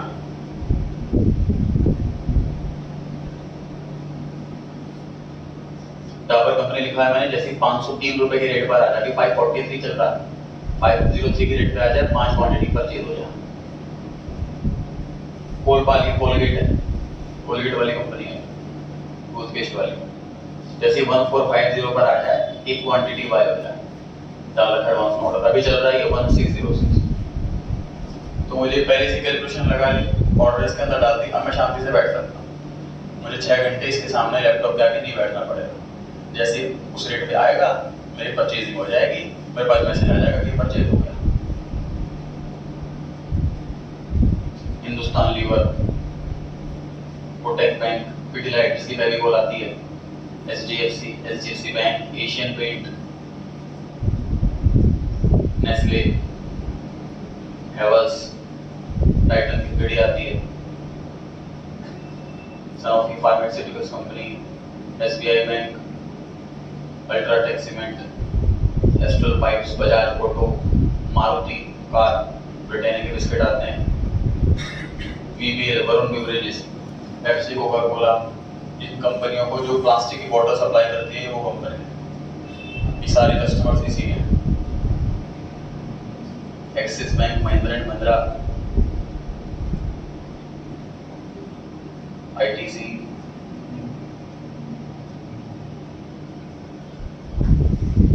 ये मैं जो मुझे शेयर देखने होते हैं रेगुलर, मैंने यहाँ पे डालती है, इसको बोलते हैं वॉच लिस्ट।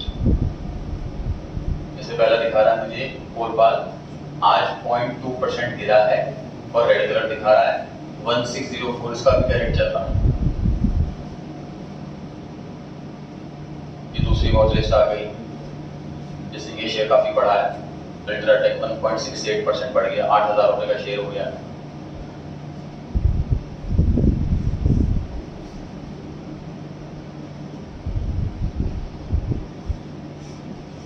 अब क्या करेंगे हम, कोई भी एक शेयर सोच लीजिए माइंड में और यहाँ पर आइए, शेयर परचेज कीजिए।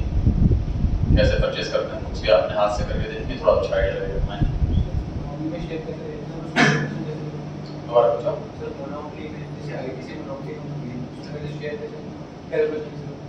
देखिए मोनोपोली कंपनी है या नहीं इससे मैटर नहीं करता हमको।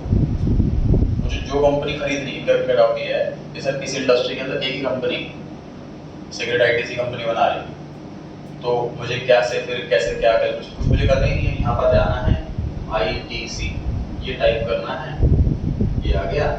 ब्लू कलर बाय का है, रेड कलर सेल का है। सेल तभी करो मुझे खरीद रखा होगा, तो ये मैं बाय में चला गया। क्वांटिटी पूछ रहा है कितनी क्वांटिटी खरीदनी है भाई, 1 2 3 200 400 500 चीजें खरीदनी है। रेट इस टाइम का ये चल रहा है 441। अगर आपको इस रेट में नहीं खरीदना तो अपना रेट डाल दो, मान लीजिए मुझे तो 400 का खरीदना है, अभी 441 चल रहा है, 400 नहीं चल रहा, पर मैं डाल दिया ऑर्डर 400 पे आएगा तो खरीदना जी मेरे लिए, वरना मत खरीदना। ये मैं इंस्ट्रक्शन दे रहा हूँ ब्रोकर। जो थोड़े पुराने टाइम के लोग के इन्वेस्टर्स हैं जिनको कंप्यूटर वगैरह की नॉलेज नहीं, वो फोन पे डील करते हैं। ब्रोकर के एजेंट्स होते हैं, वो नंबर दे देते हैं, तो कॉल करते हैं कि अभी ये वाला शेयर खरीद लेना इस रेट पर, ये जो अभी चल रहा है उस पर खरीद लो, या मेरे शेयर वाले में उसको बेच दो।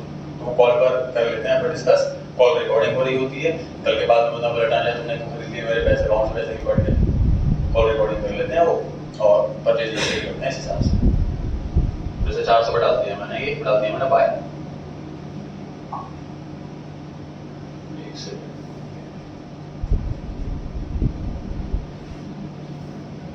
इस वाले का आईटीसी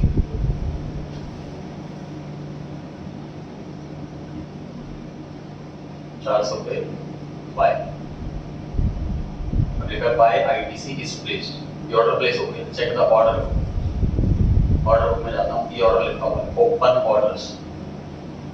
आईटीसी का एक शेयर 441 लास्ट प्राइस है और हमारा प्राइस 400 रुपये। तो अगर ये आज 400 तक पहुंच गया तो ये परचेज हो जाएगा, वरना नहीं होगा। ऐसे जब हम सेल कर करते हैं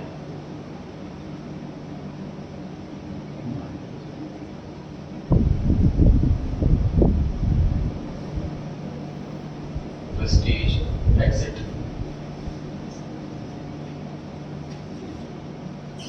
691 चल रहा है, मान लाता हूँ 750, इस रेट पर आए तो सेल हो जाए। सेल का डल गया ऑर्डर, चेक कर लेता हूँ। इस सेल करा जाए प्रेस्टीज 18 शेयर 691 अभी चला 750 का रेट आ रहा है, इस रेट तक पहुँच गया तो बिक जाएगा, वरना नहीं बिकेगा।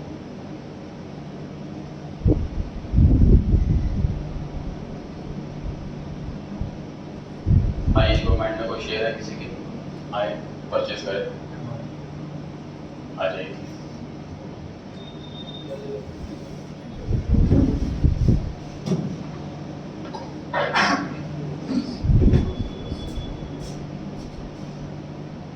करते रहना, हम चेक करना कोर्स ट्राई कर दो।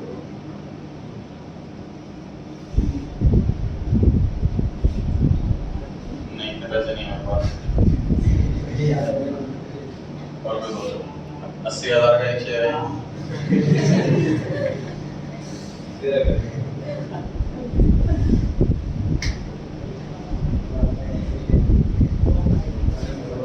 रिलायंस में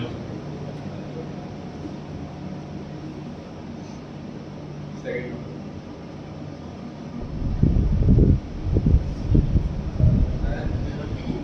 अब देखिए ये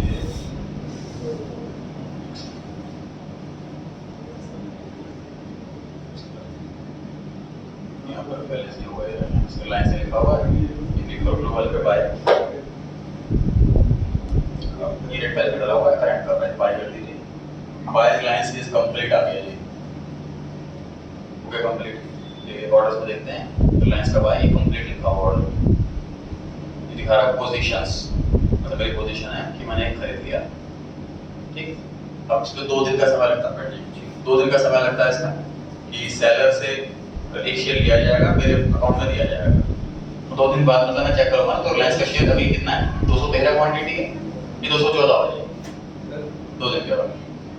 सर जैसे आपने एक बाय करा और जो सेलर को बेच रहा है उसके बीच में जो ब्रोकर होता है, सब ब्रोकिंग कहते हैं। सब ब्रोकर तो ब्रोकर का ब्रोकर होता है, ब्रोकर का ब्रोकर। हाँ, जैसे कोई बहुत बड़ा ब्रोकर है, अब वो अकेले इतने क्लाइंट लिस्ट करता ले लिया, अब वो अपने नीचे ब्रोकर अटेंड हायर करेगा, वो भी क्लाइंट होंगे। सर इसके लिए रजिस्ट्रेशन होती है ना सब हाँ जी, ब्रोकिंग के लिए। आदित्य आ जाइए, वो शेयर माइंड में सोचो,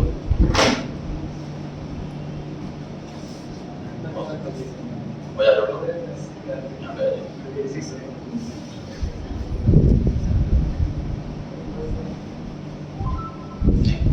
टाइप करो पूरा, बजा दो। अब आया नीचे,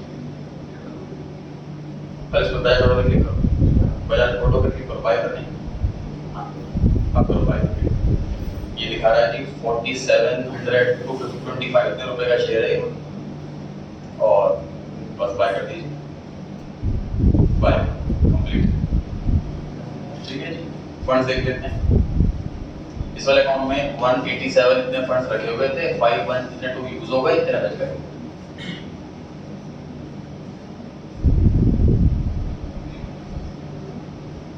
आइए जी, और कोई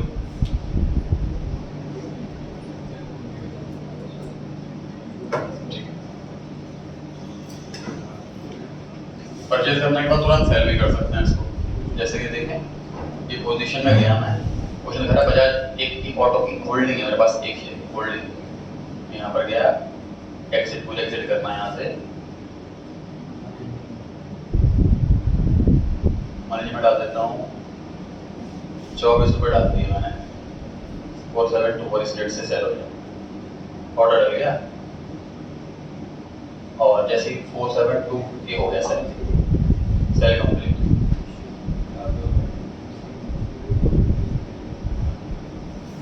एक बाय का ऑर्डर कंप्लीट हो गया, सेल का ऑर्डर कंप्लीट हो गया। इसको मैं जब मर्जी कर सकता हूँ, कोई लिमिट नहीं है रखने की, है ना, लाइफ टाइम रखे रखूँ या सेम डे बेच दूँ, ये मर्जी होती है। हाँ जी, और कोई आना चाहे, कमेंट में क्वेश्चन आ रहा हो।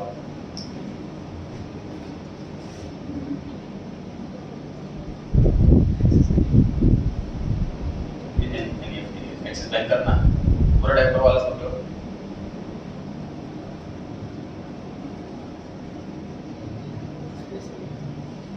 आ गया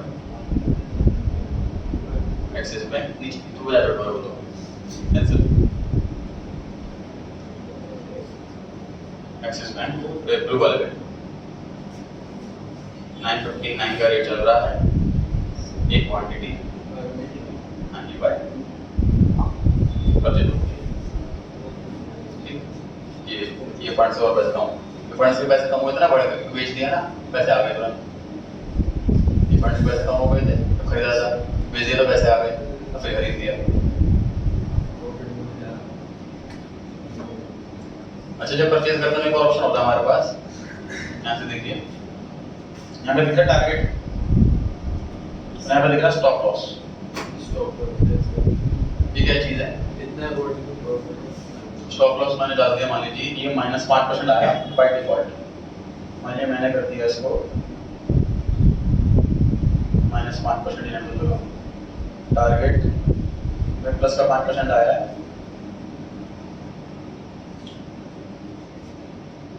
ये 6% कर दिया।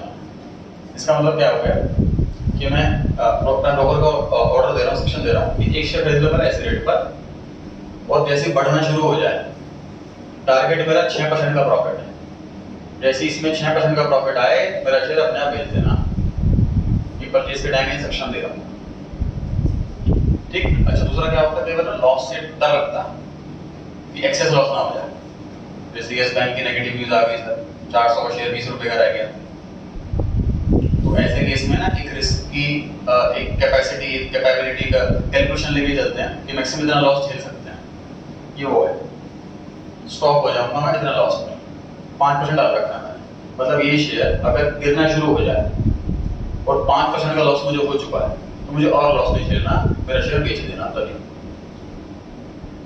तो मतलब बढ़े तो किस रेट पे बेचना है घटे तो किस रेट पे बेचना है ये पहले से मैं सेक्शन देके जा सकता हूँ मुझे बैठने की जरूरत नहीं है हमारी ये यहाँ पर मतलब परचेज के टाइम की ये ऑर्डर डालना ऐसा ऑप्शन है आपके पास ये परचेज डाल सकते हैं अप वाला भी और डाउन वाला भी और आए बच्चे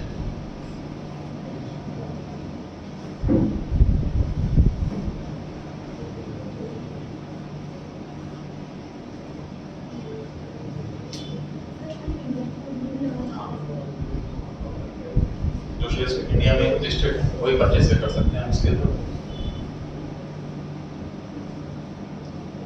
टाटा मोटर्स नाम पे क्लिक कर दीजिए नाम पर मेरे नाम पर कैंसिल करो फिर से टाइप करो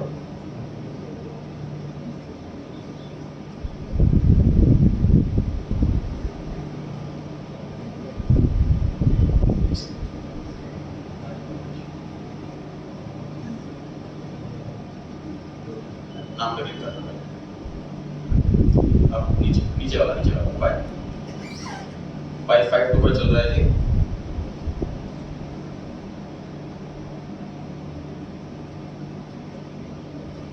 ₹500 खरीदना चाहते हैं बाय कर दीजिए। अब देखो यहाँ पे ऑर्डर कंप्लीट नहीं लिखा हुआ लिखा हुआ बाय ऑर्डर इज प्लेस्ड अब ये टाटा मोटर का ऑर्डर बाय हुआ है ओपन लिखा हुआ है यहाँ पर मतलब ये ऑर्डर अभी ओपन है एक्चुअल में एग्जीक्यूट नहीं हुआ है उन्होंने डाला है ₹500 का रेट तो 5 तक चल रहा है अगर डाउन होकर ₹500 तक आ जाएगा तो ये परचेज हो जाएगा और नहीं हुआ ऑर्डर कैंसिल हो जाएगा।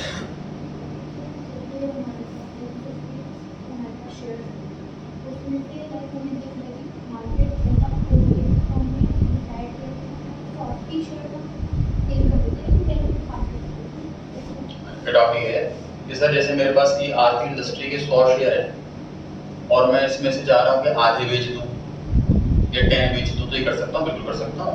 यहाँ पर गया एग्जिट पे गया अगेन ही क्वांटिटी पूछेगा बाय डिफॉल्ट टोटल क्वांटिटी दिखाता है बाय डिफॉल्ट 100 क्वांटिटी जनरली इंसान को एक शेयर बेचता तो सारे बेचता जनरली इसलिए बाय डिफॉल्ट पूरी क्वांटिटी दिखाता है बट मान लीजिए मुझे 5000 रुपये चाहिए मुझे अगर 5000 शेयर 10 शेयर बेच के आ जाएंगे तो मैंने क्वांटिटी यहाँ पे 10 कर दी तो सिर्फ 10 ही बिकेगी और यहाँ पर बैलेंस दिखाएगा 90 ठीक है और आइए कोई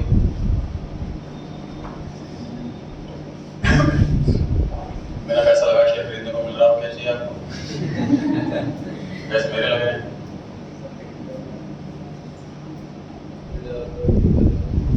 और कोई डाउट आ रहा हो इससे?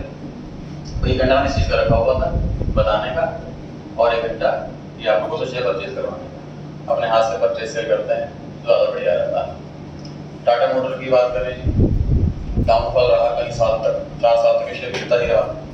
सर एक प्रोसेस का पेज ठीक है जी, भेज देते हैं। प्रोसेस पे आ गए जी हम, 200 शेयर हैं ये। एग्जिट पे चला गया मैं, पर मैंने क्वांटिटी यहाँ पे 1 कर दी। एक क्वांटिटी भेज देते हैं। Sell order is complete. बहुत ज़्यादा लोग हैं। क्वांटिटी 199 हो गई अपने आप यहाँ पर। एक 2 शेयर में क्या दिक्कत होगी?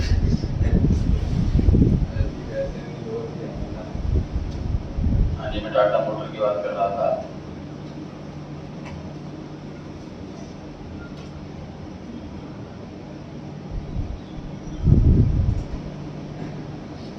दस साल का चार्ट है जी। 2016 अगस्त में जितने का था करीब 500 550 रुपए के आसपास का, और ये घटते घटते घटते घटते 60 रुपए का रह गया। 4 से 5 साल तक घटते गया। सबसे रद्दी शेयर कोई लेने को रेडी नहीं। तब टाटा मोटर ने इलेक्ट्रिक कार लॉन्च कर दी। इंडिया की पहली कंपनी से इलेक्ट्रिक कार लॉन्च करी।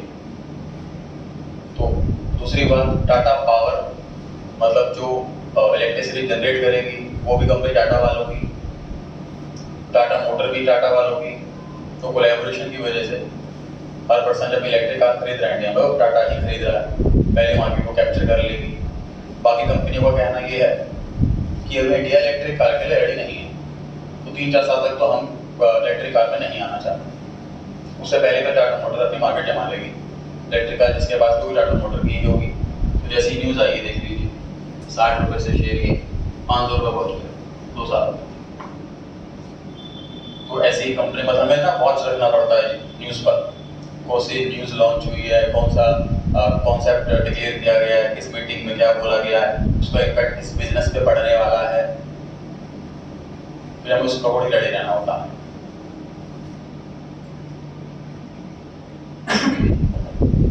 जैसे एलन मस्क ने भी यही काम किया था।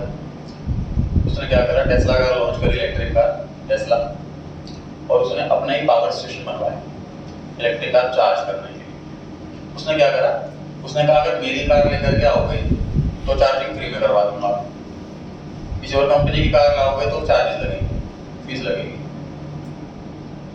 इसलिए लोग टेस्ला की कार खरीदने लग गए, उसकी सेल बढ़ गई, रिचेस्ट पर्सन बन गया। Same concept, same policy follow करी टाटा मोटर की। इलेक्ट्रिक कार हम लॉन्च करेंगे और अपने पावर स्टेशन बनवाएंगे टाटा मोटर के नाम से। जहाँ ये शाहदरा का फ्लाईओवर स्टार्ट होता है, वहाँ पर भी इलेक्ट्रिक चार्जिंग का स्टेशन बना हुआ, बोर्ड लगा हुआ कमिंग सून। यहाँ पे शाहदरा जीटी रोड का स्टार्ट होता है फ्लाईओवर, वहाँ पर भी बन गया।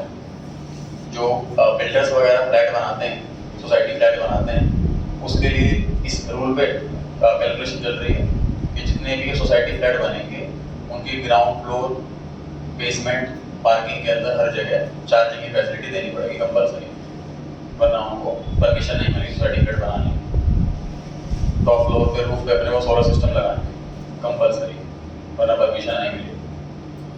टाटा पावर भी यही काम कर रही है, अपने सर्विस स्टेशन बनाएगी, चार्जिंग स्टेशन बनाएगी।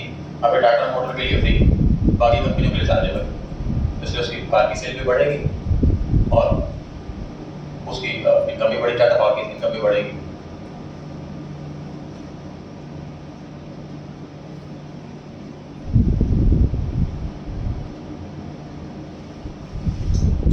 आइए जी, और कोई?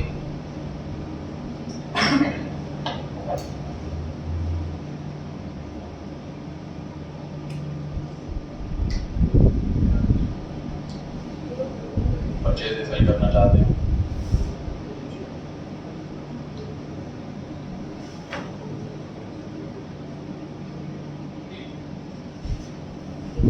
कई सारे गाँव से सर परचेज सेल करते हैं।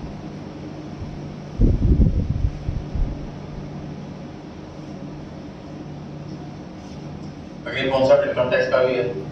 7 लाख तक इनकम एग्जाम है, उसके ऊपर इनकम होती है तो टैक्स लगता है। तो हमारी कोशिश रहती है कि घर में जितने मेंबर्स हैं और जितने फ्रेंड सर्कल हैं जिनकी नंबर एक में इनकम नहीं होती। फॉर एग्जाम्पल कोई दुकान चला रहा है, उसके सारे पैसे कैश में आते हैं, सारे पैसे कैश में जाते हैं, अकाउंट में उसकी इनकम जीरो, ठीक। तो मैंने उसके बात करके उसकी नाम से, उसकी आईडी से अकाउंट बना लिया, उसके अकाउंट से परचेज सेल कर रहा हूँ मैं शेयर्स, 5 लाख का प्रॉफिट हो गया, 1 रुपया टैक्स नहीं देना है ना। और मैं अपनी ही आईडी से अगर शेयर्स परचेज सेल करूँगा तो 30% के स्लैब रेट में आ जाऊँगा, 30% टैक्स जाएगा। तो 5 लाख का 30% 1.5 लाख, 1.5 लाख रुपये बचा लिया, नुकसान किसी का नहीं हुआ। ब्रांड की इनकम वैसे भी जीरो थी, वैसे भी जीरो थी। उसकी आईडी मैंने ले ली, उसकी आईडी से मैंने प्रॉफिट करा 5 लाख का, तो 5 लाख पे 1 रुपये में टैक्स नहीं, 7 लाख रुपये तक इंडिया में इनकम टैक्स का एग्जाम है। अगर किसी की इनकम आज 20 लाख है तो टैक्स देना पड़ेगा। और अगर 20 लाख अपनी इनकम, अपनी आईडी में 20 लाख ना करके वो अगर 4 मेंबर्स की आईडी पे 5-5 लाख का प्रॉफिट कर देता हूँ तो सारा टैक्स बच जाता। ये टैक्स प्लानिंग होती है, ग्रेजुएट में सीखेंगे आप second year income tax subject है।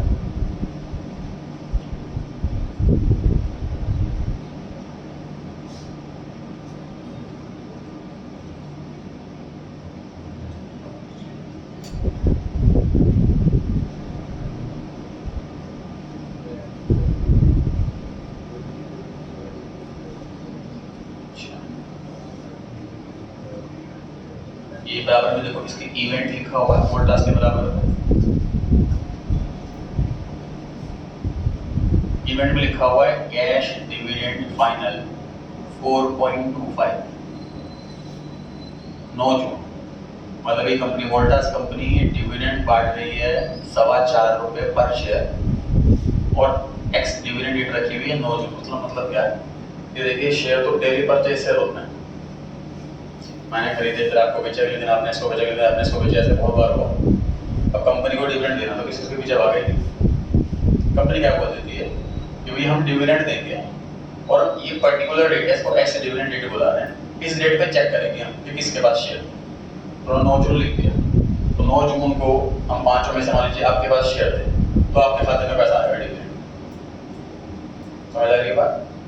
रिपीट, शेयर तो डेली बेस पे परचेज सेल हो रहे हैं, तो पर्टिकुलर डेट जब कंपनी डिविडेंड डिक्लेयर करेगी तो पर्टिकुलर डेट भी डिक्लेयर कर देगी साथ साथ कि इस डेट पर जिसके पास शेयर है डिविडेंड उसी के खाते में जाएगा। तो 4.25 रुपये का डिविडेंड, 4.25 रुपये मल्टीप्लाई बाय 71 शेयर था मेरे पास, कितने रुपये डिविडेंड अकाउंट में आए?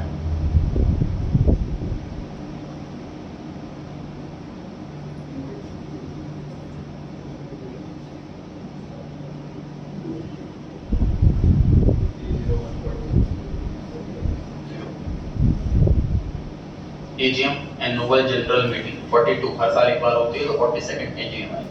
एनुअल जनरल मीटिंग में डायरेक्टर्स आएंगे, मीट शेयर होल्डर्स आएंगे, डिस्कस करेंगे फ्यूचर में कहाँ पैसा लगाना है, कितना डिविडेंड बांटना है वगैरह वगैरह।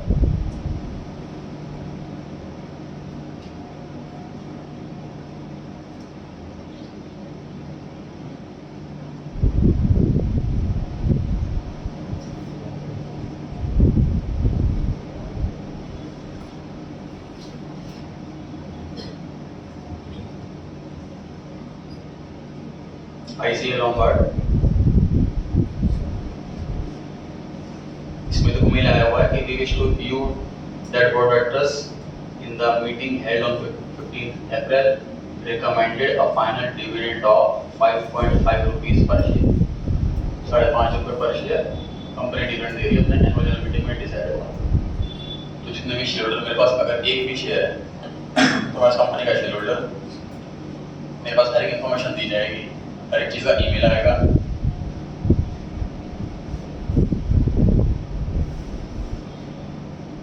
जैसे ये बताया था इन्फोसिस की मीटिंग हो रही है, उसका ईमेल आया हुआ है कि मुझे लिंक दे रखे हैं, जो डॉक्यूमेंट्स वगैरह हैं,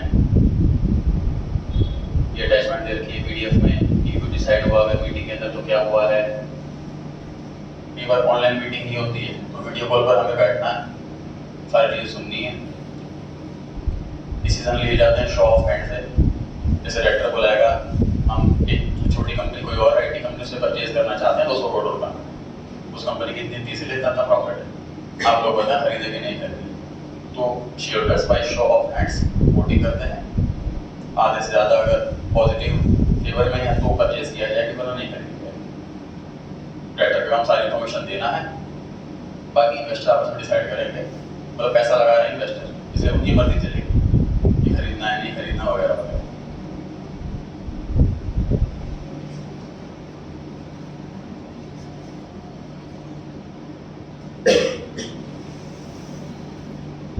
अच्छे कैंडल्स क्या जाते हैं,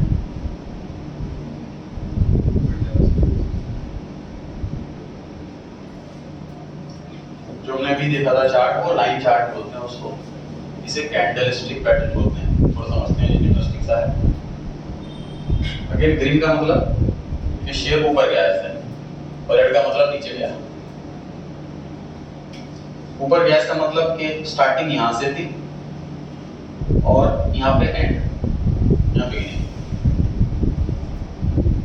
रेड का मतलब दूसरी शेयर नीचे गया, मतलब बिगिनिंग यहाँ पर और एंड यहाँ पर। आई समझ में कुछ बात? ये अगर शेयर बढ़ा है, ऊपर गया ना, मतलब तो शुरुआत में नीचे होगा, एंड में ऊपर होगा। और अगर शेयर नीचे गया तो शुरुआत में ऊपर होगा और एंड में नीचे होगा। सिंपल। अच्छा, ये थोड़ी सी स्ट्रिंग नीचे तक आ रही है और ये ऊपर तक भी जा रहा है। नीचे तक क्या है? लो। ऊपर वाले को बोलते हैं हाई। ठीक है, क्या मतलब है इसका? मान लीजिए ये है 400, ये है 450, ये है 500 और ये है 375। मतलब जब आज 9:15 बजे मार्केट शेयर मार्केट खुली तो ये शेयर वो इसे है बाय ओपन वाला 400 रुपए पे था जब शेयर मार्केट ओपन, और पूरे दिन भर ऊपर भी गई नीचे भी गई, बहुत देर आई भी गई भी, ये नीचे गया 375 तक नीचे भी गया है उस दिन, फिर ऊपर गया 500 तक ऊपर गया, फिर नीचे गया 450 पे। शाम को जब शेयर मार्केट बंद हुई तो 450 पे था उस टाइम। इसको क्लोज प्राइस बुलाते हैं। ओपन प्राइस जिस रेट पे ओपन हुआ, लो कितना मैक्सिमम कितना नीचे तक गया, हाई में तो मैक्सिमम कितना ऊपर तक गया उसी दिन, और ये वाला क्लोजिंग प्राइस होगा। इस वाले पे आ जाते हैं। बताइए ये वाला कौन सा प्राइस है? ओपन वाला क्लोज वाला? ओपन वाला। और ये वाला क्लोज वाला। ये वाला सबसे लो इतना गया है, और ये वाला हाई। रेड वाले पे आते हैं। ओपन ये वाला कौन सा है? ओपन वाला है, क्योंकि रेड वाले कैंडल है नहीं, शुरुआत में ऊपर होगा एंड में नीचे। ये ओपन वाला और ये क्लोज। ये वाला लो ऊपर कैसे हो सकता है? हाई तो होगा। और ये वाला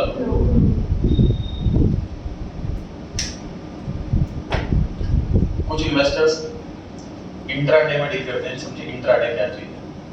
इंट्रा का मतलब विदिन, ये हमने अकाउंट्स में पढ़ा, इंटर कंपैरिजन, इंट्रा कंपैरिजन।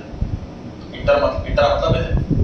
कुछ लोग क्या करते हैं, सुबह 9:15 बजे बैठते हैं, सारे न्यूज वगैरह पढ़ करके उनको आइडिया होता है कि ये वाला शेयर बढ़ेगा आज। सुबह होते ही बहुत सारा शेयर खरीद लेते हैं और दोपहर तक जैसे ही शेयर बढ़ गया उसको बेच दिया, वो कमा लिया पैसे सेम डे। इसको बोलते हैं intraday, with in same day. ठीक, इसके लिए एक्सपेक्टेशन बहुत ज्यादा चाहिए, एक्सपेक्टेशन इस चीज के लिए, क्योंकि एक दिन में प्रेडिक्शन आता है। देखो जैसे मैं कर रहा हूँ कि रिलायंस का शेयर जब डाउन आएगा खरीद लूंगा, जब अप जाएगा तब बेच लूंगा, चाहे 2 महीने चाहे 4 महीने चाहे 6 महीने कितना भी लग जाए। तो ये काम है इजी वाला कर रहा हूँ, उसको बोलते हैं स्विंग ट्रेडिंग। स्विंग कर रहा है शेयर, तो जैसे नीचे गया मैंने खरीद लिया, ऊपर गया इसे स्विंग ट्रेडिंग कहते हैं। इसमें जनरली 2 से 3 महीने के आसपास का तो मिनिमम पेशेंस होता है। जो मैंने बताया कि इंट्राडे सेम डे, इसमें बहुत एक्सपेक्टेशन चाहिए इसमें, क्योंकि सेम डे की कैलकुलेशन भी फिर बैठनी चाहिए। देखो रिलायंस वाले में कहूँगा 3-4 महीने बाद बढ़ेगा, तो कैलकुलेशन फेल हो गई। अगर 4 महीने के बाद 6 महीने बाद बढ़ेगा, 1 साल बाद बढ़ जाएगा, है ना? कैलकुलेशन फेल हो गई तो नुकसान तो तब भी नहीं हुआ, बस पैसा लंबे टाइम तक ब्लॉक हो गया, ये तो हुआ। लेकिन इस वाले में सोचो, मैंने 500 का खरीद लिया सुबह, ये सोचकर कि 520 पे बेच दूंगा, लेकिन वो 470 450 रह गया, तो लॉस हो जाएगा। इसमें लॉस बहुत होते हैं। इंट्राडे वाले में 98% लोगों का लॉस होता है, सिर्फ 2% लोगों का प्रॉफिट होता है। इतनी रिस्की चीज है। मतलब मैंने बहुत बुक्स पढ़ी हैं और कोर्सेज वगैरह की हैं। इंट्राडे में मैं भी कभी कोई कमांड नहीं बना पाया। तो मैं मतलब 6 महीने ट्राई करा, खूब बुक्स पढ़ी, खूब ट्राई करा, मुझे लॉस ही हुआ, प्रॉफिट नहीं हुआ। तो मैं समझ गया कि ये मेरी कपॉसिटी नहीं है, तो मुझे इस तरह हाथ नहीं मारना चाहिए। स्विंग ट्रेडिंग में मेरा कैलकुलेशन बिल्कुल सही रहती है कि मैं सपोर्ट पे खरीदता हूँ, रेजिस्टेंस पे बेचता हूँ, शेयर चुन सही लेता हूँ, सही रेट चुन लेता हूँ, तो मुझे इसमें ऑलमोस्ट 24-25% की रिटर्न आ जाती है। मतलब मैं 3 साल में अपना पैसा लगभग डबल कर देता हूँ। एक और होती है इन्वेस्टिंग, कैसी इन्वेस्टिंग होती है देखिए, वो और रिस्की इन्वेस्टिंग। इसमें क्या होता है,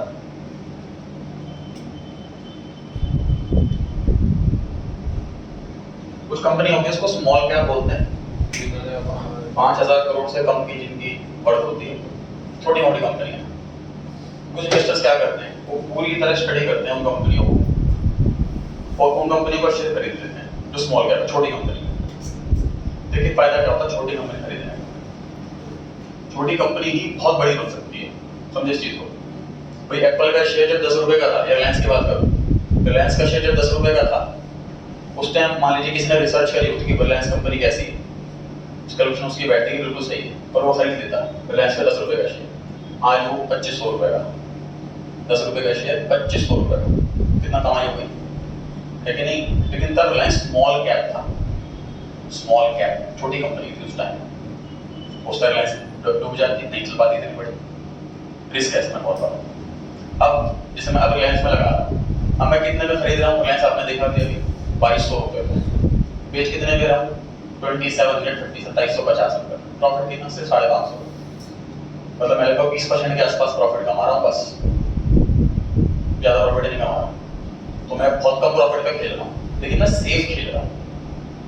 रिलायंस कंपनी ऑलरेडी इतनी बड़ी हो चुकी है कि अब इसके डूबने के चांस बहुत ना के बराबर है, ठीक है।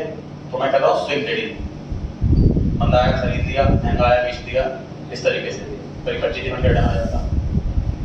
और जो स्मॉल कैप वाली कंपनी, बहुत इन्वेस्टर हैं जो अरबपति हैं स्मॉल कैप वगैरह में लगा कर, उनकी कैलकुलेशन स्पीड बैठ जाती है कि वो छोटी छोटी कंपनी ले लेते हैं 100 या 10,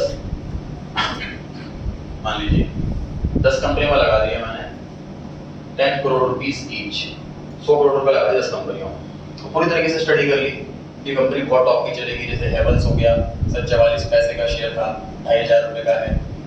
टाइटन 10 रुपए का शेयर था, वो भी 4000 रुपए के आसपास का है।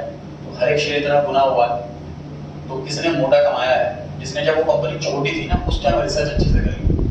देखो लाइन से 2200 पहुंच चुका, 2500 तो पहुंच चुका है, 10 से 2500 हो गया, ये बहुत एक्सट्रीम हो गया। अब मैं सोचूं कि 2500 पे लगा दूं और ये 20,000 का हो जाए, है ना, इतना नहीं हो सकता क्योंकि ऑलरेडी बहुत बड़ी कंपनी बन चुकी है। एप्पल कंपनी स्टार्टिंग में पैसा लगा देता है, एप्पल में इतनी बड़ी कंपनी खूब कमाता, लेकिन अब ऑलरेडी इतनी बड़ी हो चुकी है, इससे ज़्यादा बड़ी क्या होगी, मतलब अब तो कुछ लेवल ही बढ़ेगी ना।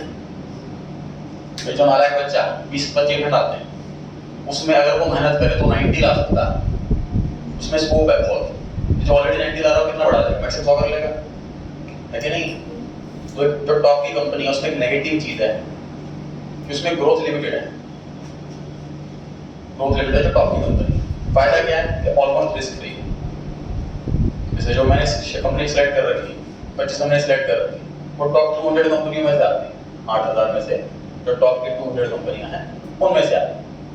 तो मैं रिस्क फ्री खेल रहा हूँ, बट मैं कम कमा रहा हूँ, मैं 3 साल में डबल कर रहा हूँ, कुछ लोग पैसा 6 महीने में डबल कर रहे हैं। जो स्मॉल कैप में लगा रहे हैं उन पर पेशेंस होना चाहिए 8-10 साल का, क्योंकि 2 साल में कंपनी 10 गुना 20 गुना नहीं हो जाएगी। लेकिन छोटी कंपनी में अगर हमने पैसा लगा, एग्जाम्पल दिया था मैंने कि 10 कंपनियां चुन ली मैंने, 10 करोड़ रुपए सब में लगा दिए, 5 कंपनियों में कैलकुलेशन बिल्कुल फिट बैठ गई, ये 10 गुना हो गया पैसा, 100 करोड़ रुपए हो गए। 1-2 कंपनियों में नुकसान भी हो गया, पैसे आधे भी रह गए, तो बाकी कंपनी में इतना कमा लिया। रिस्क बियर करने की कैपेसिटी होनी चाहिए। तो थोड़ा प्रॉफिट सही टाइम पे बुक करना, मतलब शेयर ऊपर जाएगा तो उसके बाद नीचे भी आएगा, तो ऊपर जाके तुरंत बेच दो उसको, उसका ध्यान रखना, कैलकुलेशन रिवाइज करना, ये सब लर्निंग करनी होती है।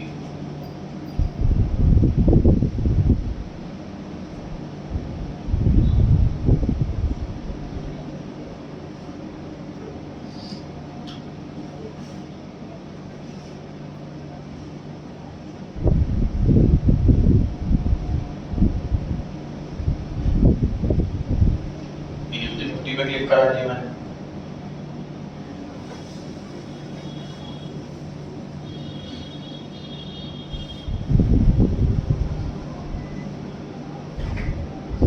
सबसे टॉप 50 कंपनी इंडिया की वो आ रही है लिस्ट।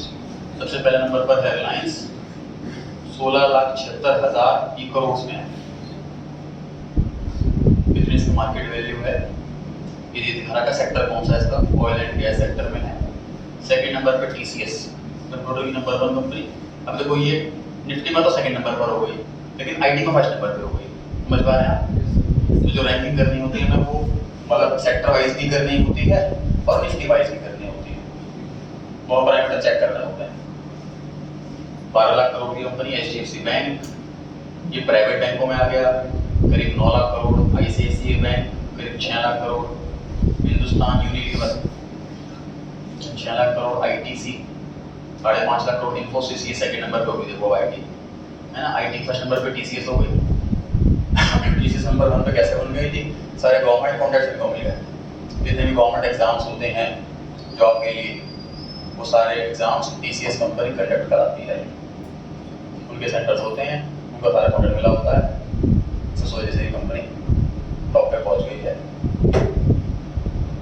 इंफोसिस, एसबीआई बैंक, ये गवर्नमेंट बैंक पब्लिक में लिखा हुआ है और एचडीएफसी प्राइवेट बैंकों में लिखा हुआ है।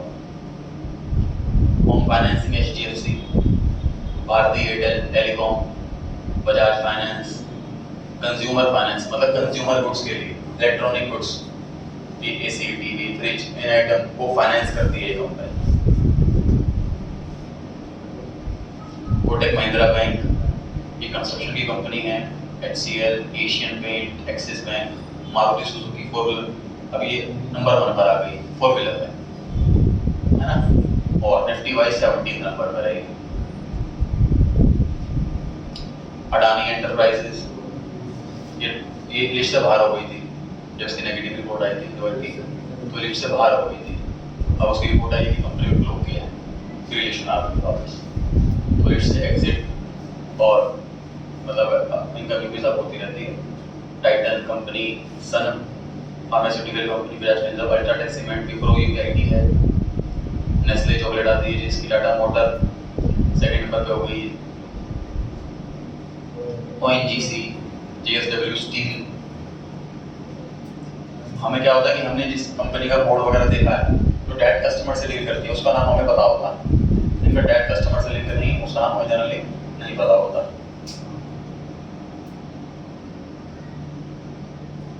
अडानी ने अपने अलग सेक्टर को अलग कंपनी खोल रखी है। जैसे रिलायंस वाला ने रिलायंस इंडस्ट्रीज ये कंपनी नाम डाल रखा, सारी इसी कंपनी के अंदर है, सारी की सारी कंपनी अलग अलग कंपनी की बना है, इसलिए फर्स्ट पे हो। अडानी उससे बड़ी, अडानी ने हर सेक्टर की अलग कंपनी खोल रखी है। ये काम करूँ वाला कंपनी, काम करूँ वाला कंपनी, काम करूँ वाला, उसकी 10-12 शेयर हैं अडानी के अलग अलग sector. All India, Tata steel, Bajaj auto, HDFC life insurance, SBI life insurance, Britannia biscuit आते हैं।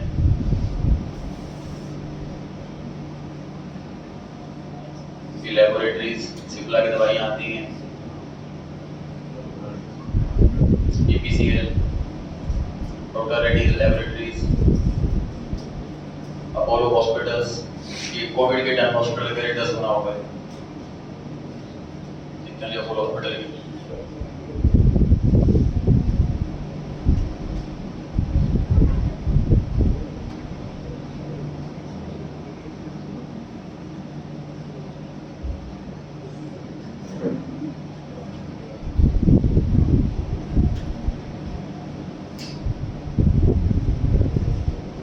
शेयर कहाँ जाए, कितने सालों से 1,000 रुपए के आसपास था और 2014 की बात है और 2019 तक भी 1,000 रुपए के आसपास ही निकला। 5-6 साल तक कोई ग्रोथ नहीं करी शेयर ने। और जब कोविड आया 2020 में मार्च में, उसके बाद पोजीशन देखिए 1,000 का शेयर लगभग 5,500-6,000 के आसपास पहुंच गया। तो ये सेक्टर वाइज सारी कैलकुलेशन होती हैं, हमें अपडेट रहना है कि क्या मार्केट के अंदर हुआ है, उसमें कौन सा सेक्टर डाउन जाए, कौन सा सेक्टर अप जाए।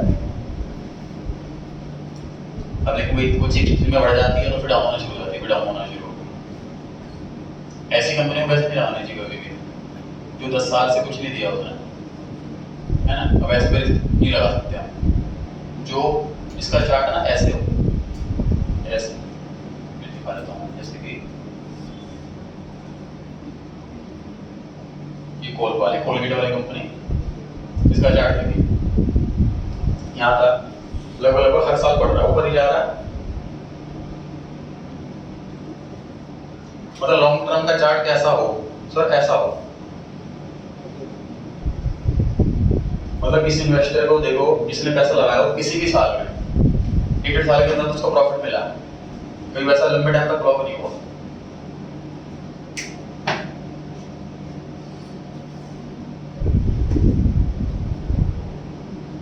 टाटा मोटर में देखो, जैसे इसने यहाँ पैसा लगाया होगा तो सोचो कि उसका पैसा घटता गया, लॉस में जाता रहा, अब जाके उस पोजीशन पर पहुंचा वापस। कितने साल में? 2017 से लेकर के 2022 तक 5 साल में पैसा उतना का तो नहीं रहा, इनफैक्ट घटता रहा 5 साल तक।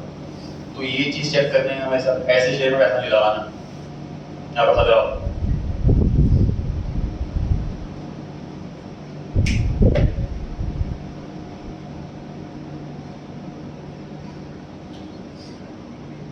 एशियन बैंक बहुत ज्यादा ग्रोथ दे रहा लेकिन कभी डाउन नहीं जा रहा।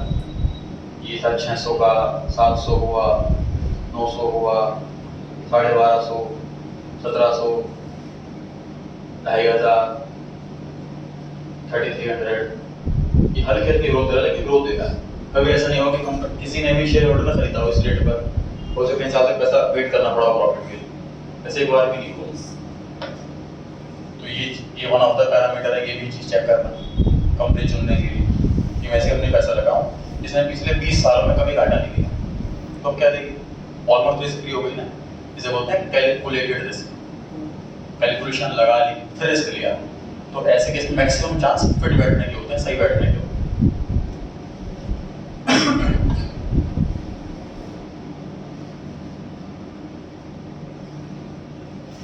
इन्वेस्टिंग सर जितनी बढ़िया नॉलेज, जैसे मैंने बताया कि सबसे कम टाइम इसमें नॉलेज, सबसे मेन इनकम मेरी इसी से, तो इसका लॉस भी है सर। फाइनेंशियल नॉलेज से नुकसान क्या है? नुकसान है कि आप कंफ्यूज हो जाते हैं, आप खर्च नहीं कर पाते क्योंकि मुझे लगता है कि पैसा कितना होना हो जाएगा दूसरी जगह जाकर। 3 साल से फैमिली से प्रेशर आ रहा है कार लेने के लिए, 5 से 6 लाख या 8 लाख के आसपास में रेंज कर लेता हूँ, सर्च कर ली कौन सी लेनी है, शोरूम में हो गया है। लेकिन उसके बाद जब मैं 5 मिनट देता हूँ कैलकुलेशन को, तो मैं क्या नहीं ले पाता। 10 लाख की कार 5 साल के बाद 5 लाख, 10 लाख के शेयर 5 साल के बाद 40 लाख। रूल नंबर 115, 24% के हिसाब से 115 को 24 से डिवाइड करोगे तो लगभग 5 साल में पैसा ट्रिपल हो जाता है। इसको मैं ट्रिपल ही कर देता हूँ। तो मैं जहाँ पैसा लगाता हूँ लगभग 5 साल में पैसा ट्रिपल हो जाता है। अब 10 लाख की कार या 10 लाख के शेयर, इसमें चुनाव तो कंफ्यूजिंग हो सकता है, लेकिन इसमें आफ्टर 5 इयर्स 5 लाख की कार या 30 लाख की शेयर, तो उसमें चुनाव 30 लाख पे जाता, फिर कार परचेज नहीं होगा। तो एक नेगेटिव है सही, knowledge makes a person forward, जब वो बनाता है, ये मतलब कहावत है नॉलेज के केस में। पर देखो जैसे जो अनपढ़ सा होता है वो रोल बोले बहुत तोड़ देता, ट्रैफिक पे ध्यान नहीं दिया, हेलमेट भी नहीं लिया, देखी जाएगी। लेकिन जो पढ़ा लिखा होता वो केयरफुल रहता, मतलब नॉलेज से हम ऑर्डर के चलते हैं, सेफ्टी होकर के चलते हैं, कैलकुलेशन वगैरह सारे लगा करके चलते हैं। तो मतलब पॉजिटिव भी कह सकते हैं इसको, नेगेटिव भी कह सकते हैं सर। ये नेटवर्क हमें अपनी बढ़ानी है, फ्यूचर को सेव करना है, तो बस पैसा वहीं दिखता है कि यहाँ पैसा लगाओ तो पैसा डबल ट्रिपल 4 टाइम्स हो जाएगा। रूल 144 जो है वो 4 टाइम्स के लिए जो रेट ऑफ इंटरेस्ट हो उसको आप डिवाइड कर दो 144 से, और 144 न्यूमरेटर, इंटरेस्ट का रेट डिनोमिनेटर, ऐसे आप डिवाइड करेंगे तो जो भी आंसर आएगा 4 गुना हो जाएगा पैसा उतने साल में। उसको एक अवेयरनेस हो गई इस चीज़ के लिए। पॉइंट क्या है कि नॉलेज होनी चाहिए सर। कई लोग क्या करते हैं कि भाई घर पे पैसा रख दिया, घर में पैसा रखना सबसे नेगेटिव चीज़ हो गई थी, क्योंकि इन्फ्लेशन तो 5 से 10% है ही, 5-10% तो महंगाई आई रही है, तो हमें कम से कम इतना रिटर्न तो कमाना ही है। मतलब कि समझ लो मैंने अगर बैंक में एफडी करी 1 लाख रुपए की 6% के रेट ऑफ इंटरेस्ट से, तो 1 साल बाद मुझे 1,06,000 मिलेंगे। और मान लीजिए इन्फ्लेशन भी 6%, मतलब महंगाई भी ऑन एन एवरेज 6% बढ़ेगी, तो मैंने 6,000 का कमाई नहीं है। समझ लो वो 1,06,000 वो 1 लाख बराबर ही है। कमाई कब मैंने, कि मान लीजिए मैंने वो सपोज 1 लाख शेयर मार्केट में लगा दिए और 24,000 रुपये कमा लिए 24% के हिसाब से। इन्फ्लेशन 6,000 रुपये का आया 6%, तो मैंने 18,000 का 18% मैंने कमाया। अब मैं इसको बोल सकता हूँ कमाई। ये इनकम 24% का जो रिटर्न है वो फिक्स नहीं है, लॉस भी होगा कुछ में प्रॉफिट भी होगा। ये जो कैलकुलेशन है ऑन एन एवरेज ये पार्ट एक्सपीरियंस के बेस पर, और ये हर साल इंक्रीज होती है क्योंकि एक्सपीरियंस बढ़ता है। कई सारे शेयर हैं जिसमें चुनाव गलत हो जाता है, उसके बाद देखती है कि यार ये चीज़ मैंने चेक नहीं करी, या ये चीज़ फेल हो गई। इसकी मैंने अभी रिलैक्सो का दिखाया था, सर चार्ट बिल्कुल ओके चल रहा था, लेकिन फिर भी मैंने 9 ग्रेड पर ले लिया और लॉस में करीब 1.25 से 1.5 साल हो गया है, उसमें पैसा ब्लॉक है। लेकिन भाई अगेन माइंड सेटअप होना चाहिए कि भैया मैं 20 शेयर खरीद रहा हूँ, तो 4 से 5 शेयर ऐसे होंगे जो मुझे घाटा दे जाएंगे शॉर्ट टर्म के लिए, मुझे बस पेशेंस रखने हैं। जैसे अडानी का मैंने शेयर लिया था, जब रिपोर्ट नेगेटिव आ गई तो डाउन चले गए, करीब 25% डाउन चला गया, लेकिन पेशेंस रखना है। जब रिपोर्ट ओके आई फिर ऊपर गया बेचना। इसी वाले की बात करूं सर, टोटल दिखा रहा है जैसे 13,70,000 इन्वेस्टेड है इस वाले में, टोटल 35,000 का लॉस है इस वाले में, ये अनरियलाइज्ड है। इसमें लॉस ज़्यादा दिख रहा है देखिए, क्योंकि जिसमें प्रॉफिट है वो तो बुक कर लिया ना। कोई जब मैंने पिछले महीने से सेल कर रहा हूँ, किसमें प्रॉफिट आया 5,000, किसमें 20,000, किसमें 18,000, वो शेयर में सेल करता गया। ये जो 8% प्रॉफिट दिखा रहा है, ये जितने शेयर मैंने अब तक बेचे नहीं है उनका दिखा रहा है, समझ पा रहे हैं आप? जितने शेयर मैंने अब तक बेचे नहीं है ये उनका दिखा रहा है। ग्रॉस एस्टिमेटेड लॉस ये दिखा रहा है, मतलब जैसे कि ये बजाज फिनसर्व में 10,000 का प्रॉफिट, इन्फोसिस में 46,000 का लॉस, रिलैक्सो में 27,000 का लॉस, रिलायंस में 27,000 का प्रॉफिट। ये सब एवरेज करके ये 35,000 का लॉस दिखा रहा है एट प्रेजेंट।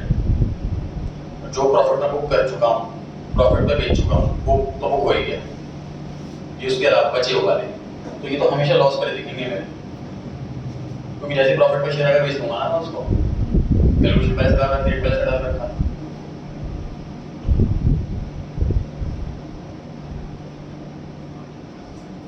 इस वाले में देखिए, इसमें तीनों प्रॉफिट पे दिखा रहा है। इसमें दिखा रहा है 23% का प्रॉफिट हो चुका है 13,000 रुपये समथिंग का, इसमें 5%, इसमें आधा %, क्योंकि अभी तक ये बिके नहीं है। मैंने डाल रखा ऑर्डर देखिए, 3 टाइप के शेयर हैं, 565 पे डाबर के शेयर बिक जाए, बजाज फाइनेंस के 7440 पे, डीमार्ट के 4200। अभी दिखा रहा है कि 14,900 रुपये का प्रॉफिट। जैसे कोई शेयर बिक जाएगा तो यहाँ से हट जाएगा, बचे हुए शेयर का प्रॉफिट लॉस दिखाएगा। तीनों बिक जाएंगे तो यहाँ पे 0 दिखाएगा। जैसे एक में एक ही शेयर है इसमें, हाँ इसमें देखो टेक महिंद्रा एक ही शेयर है, बस 70 शेयर हैं, तो यहाँ पे 3,700 का लॉस दिखा रहा है। तो ये और ये बराबर दिख रहा है बिल्कुल, यहाँ लॉस इतना, इतना लॉस इतना। तो ये जो मैंने होल्ड कर रखे हैं अभी तक सेल नहीं करे, ये उनका प्रॉफिट लॉस दिखाता है यहाँ पर, टोटल नहीं दिखाता। टोटल के लिए हमें जाना पड़ता है रिपोर्ट्स वगैरह, रिपोर्ट्स, P&L, इसमें टाइम पीरियड डालते हैं, किस टाइम से इस टाइम तक का हमें क्या पोजीशन रही, प्रॉफिट होगा कितना ही दिखाओ। कंबाइंड का मतलब टोटल, रियलाइज्ड और अनरियलाइज्ड। रियलाइज्ड मतलब जो शेयर एक्चुअल में बेच दी, पैसा एक्चुअल अकाउंट में आ गया, वो वाले प्रॉफिट लॉस दिखाओ। अनरियलाइज्ड जब तक बेचे नहीं है उनका प्रॉफिट लॉस दिखाओ। कंबाइंड दोनों का मिला करके मर्ज कर दिया।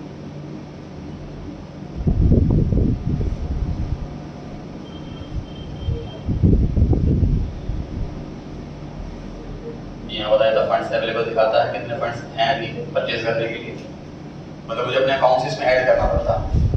जैसे 1,90,000 समथिंग है, मुझे आज ही 2 लाख के शेयर खरीदने हैं, 10,000 रुपये मैं अपने बैंक से इसमें और ऐड करूँगा।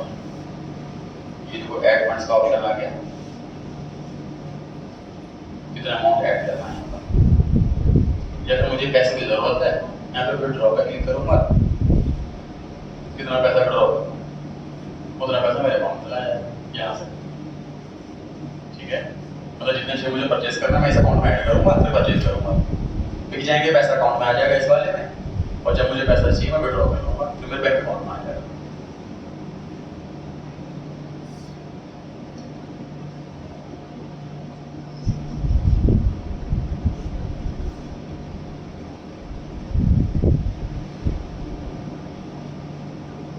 पोर्टफोलियो, पोर्टफोलियो मतलब इन्वेस्टमेंट की पोर्टली, इसमें सारी टाइप की इन्वेस्टमेंट है, बॉन्ड्स हैं, शेयर्स हैं। तो जो पोजीशन है मतलब आज ही खरीदे बेचे हैं, होल्डिंग पैसे खरीदा हुआ है, आईपीओ से मेरे लग गए हैं। कोई प्रोडक्शन मतलब किसी कंपनी ने कोई शेयर बायबैक करा या स्प्लिट करे। स्प्लिट मतलब बेसिकली क्या हो जाता है, इसको अपने शेयर बहुत महंगा हो जाता है, लोग ले नहीं पा रहे हैं इतना महंगा शेयर, तो अपने शेयर को स्प्लिट कर देते हैं कई बार। जैसे इस टाइम सबसे महंगा शेयर है हमारे का शेयर है 80,000 से ऊपर का। अब कोई छोटा इन्वेस्टर खरीदना चाहे हमारा तो नहीं खरीद पाएगा। ठीक, तो ऐसे केस में कंपनी स्प्लिट कर देती है अपना शेयर 4 ईयर से, मान लो वो 10,000 के 8 शेयर बना देगी। तो मान लीजिए मेरे पास पहले से एक शेयर था हमारे का 80,000, तो अगले दिन मुझे क्या दिखेगा कि मेरे पास 8 शेयर है 10,000, तो ऐसा दिखेगा अपने अकाउंट, शेयर्स बढ़ जाएंगे और वैल्यू बढ़ जाएगी। अब छोटा अमाउंट हो गया तो ज़्यादा लोग परचेस कर सकते हैं, ये मतलब।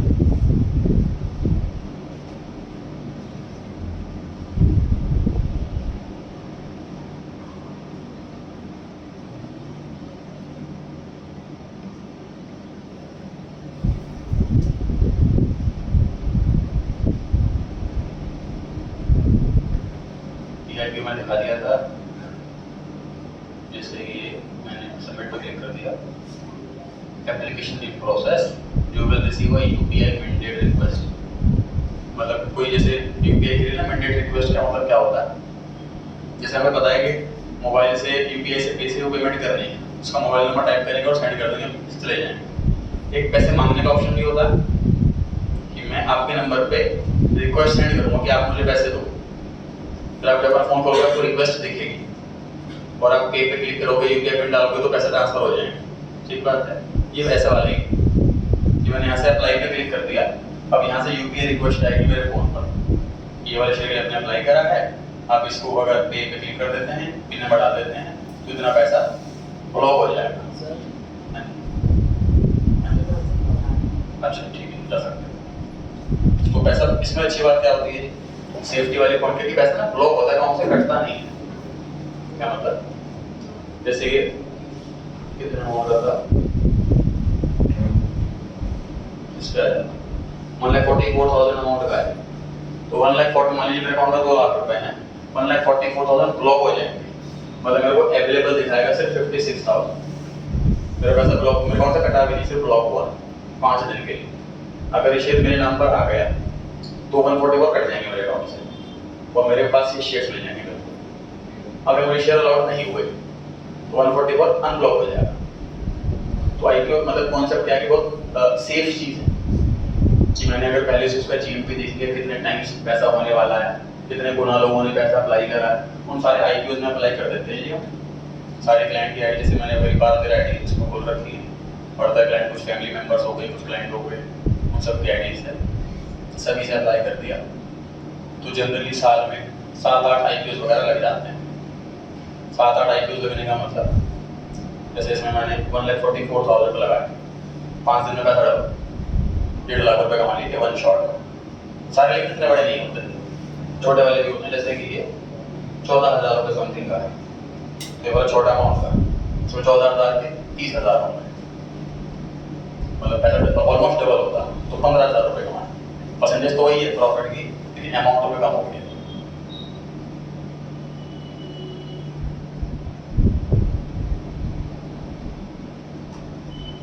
स्टेशन पे लिखा हुआ इवेंट, देख लीजिए क्या है इसके इवेंट में।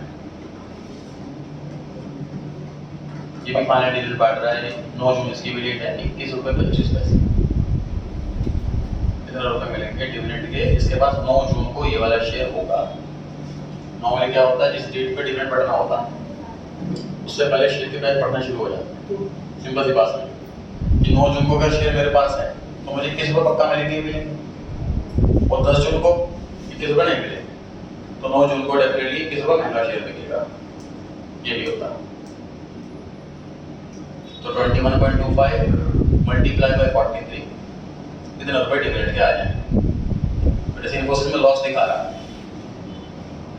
47,000 का लॉस दिखा रहा है, लेकिन करीब 30,000 रुपए के आसपास का डिविडेंड भी आ चुका है।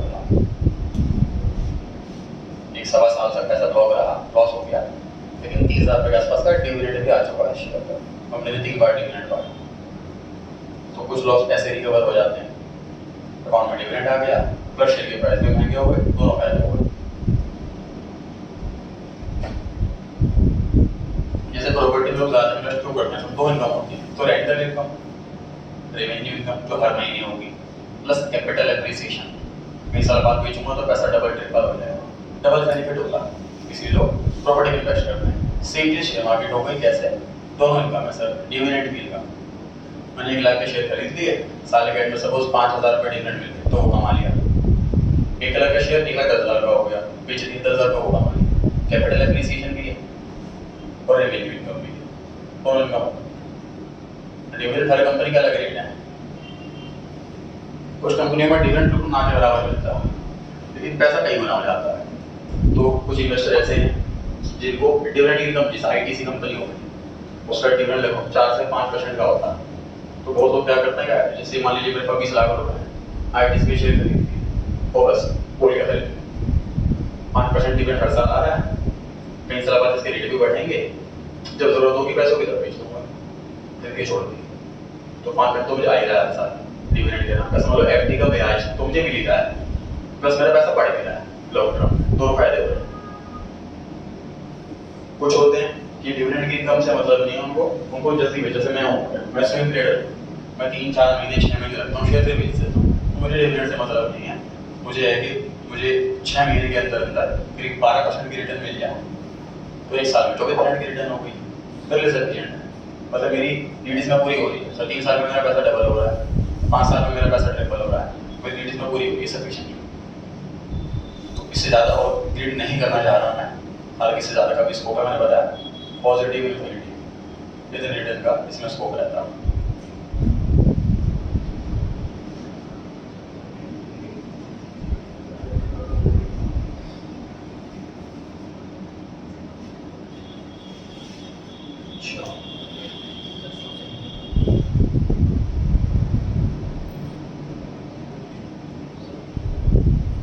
क्वेश्चन आ रहा हो किसी के माइंड में, या कोई सजेस्ट करना चाह रहा हूँ। तो शॉर्ट सेलिंग क्या होती है? शॉर्ट सेलिंग समझिए क्या होती है। देखिए कोई चीज़ बेचने, हम कोई चीज़ खरीदते हैं, इस पर्पज से खरीदते हैं, ये इसके रेट महंगे होंगे और इसको अगर हम बेच देंगे।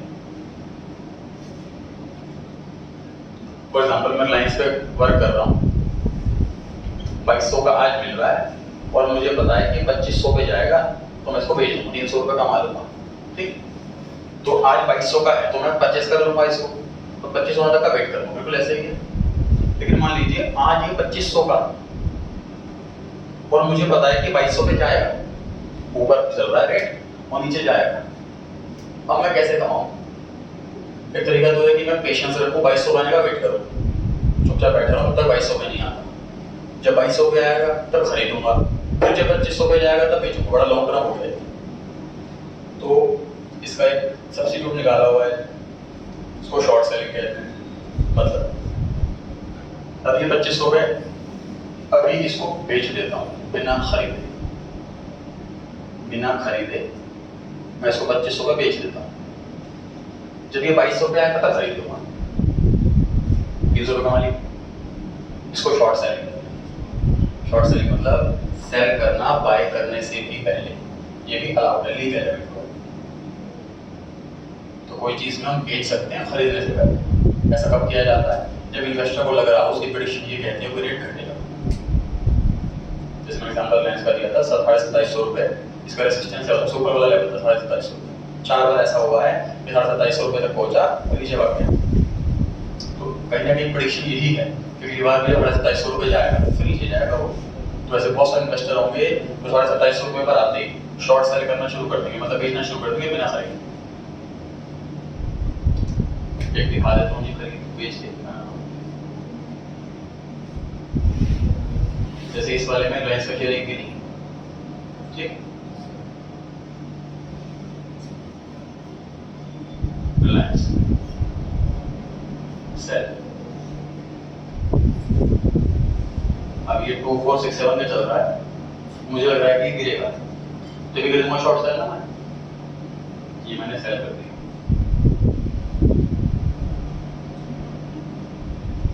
Intraday sell order is placed,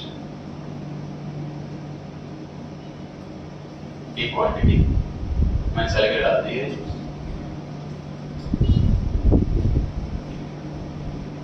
और जैसे इसके रेट गिरेंगे ये एग्जीक्यूट हो गया जी सेल, पोजीशन में दिखा रहा है तो -1 दिखा रहा है, क्वांटिटी -1, क्वांटिटी इसकी -1 है। अब इसके रेट गिरेंगे तो मुझे फायदा दिखाएगा। देखो यहाँ पर ये लास्ट ट्रेडिंग प्राइस है, अभी का रेट जो चल रहा है, ये मैंने खरीदा हुआ है, ठीक है। अब देखो रेट बढ़ गए तो नुकसान हो गया मेरे को, क्योंकि मैं सोच रहा था मैं खरीदूंगा कम रेट पर, मैंने सोचा था महंगे पे बेचूंगा, सस्ता आएगा तो खरीद लूंगा, उसका प्रॉफिट हो जाएगा। तो अब रेट घटने में फायदा है मेरे को, और ये देखो रेट बढ़ रहा, ये 268 का हो गया, मुझे नुकसान दिखा रहा है। अब ये 67 से कम का होगा तो मुझे प्रॉफिट दिखा रहा है।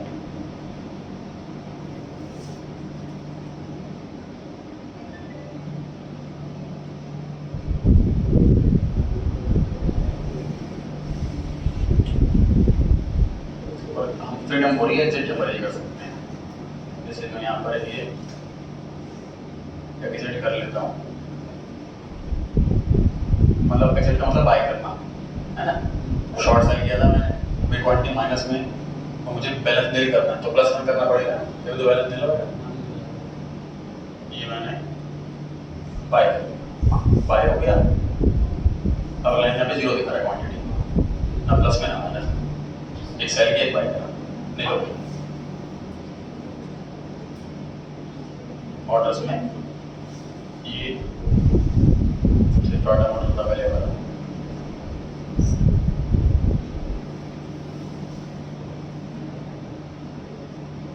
ये दिखा रहा है यहाँ पे। देखो ये तो ओपन ऑर्डर है, जो ऑर्डर डाल रखे हैं, ये ऑर्डर एग्जीक्यूट हो चुका है।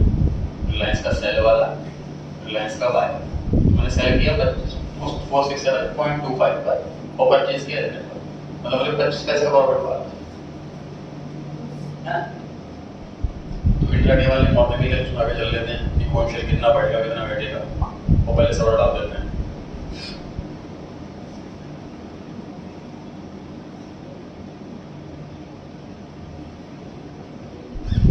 ये वोल्टास के शेयर परचेज हो रहे हैं, देखिए यहाँ वोल्टास आज कितना गिर गया, 3% गिर गया, 3% के आसपास वोल्टास शेयर गिर गया। इस महीने का चल रहा है, मैंने इसमें डाल रखे थे ऑर्डर एडवांस में, ये देखो 296 आए, 10 शेयर खरीद लिए, 295 10 शेयर, 1 रुपया गिरे 10 शेयर, 1 रुपया गिरे 10 शेयर, मैंने डाल रखे ऐसे ऑर्डर एडवांस में, और ऑर्डर एग्जीक्यूट हो भी रहे हैं। ये देखो ये 3 ऑर्डर लग गए, मैं कुछ और काम कर रहा हूँ और मेरे ऑर्डर अपना सक्सेसफुली एग्जीक्यूट हो रहे हैं। 799 पे 9 शेयर, 798 पे 10, 797 पे 10, ये कंप्लीट हो गए, अकाउंट से पैसे कट गए, और ये और ऑर्डर ट्रिगर होने वाला है। इसमें सिर्फ 12.125 का गैप रहेगा, सिर्फ 0.1 पैसा अगर और गिर जाए, 95 पैसे पर है, और जैसे जिस पे जैसे आएगा ये 10 शेयर परचेज हो जाएंगे, फिर 795 पर आएगा, फिर 10 परचेज हो जाएंगे। इस तरह से एडवांस मॉडल डाल रखा है पहले से।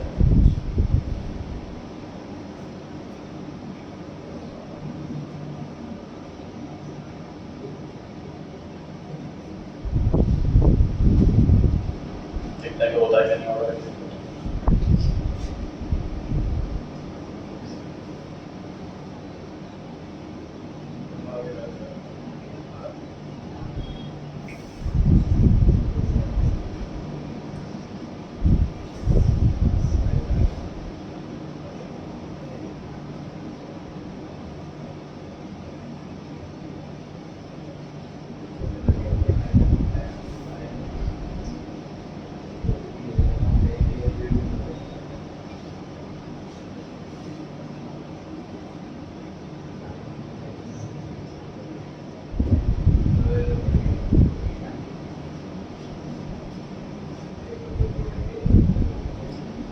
और किसी का बैठने आ रहा हो, पूछे परचेज करना चाहे कुछ ले, परचेज करने आना चाहे आए।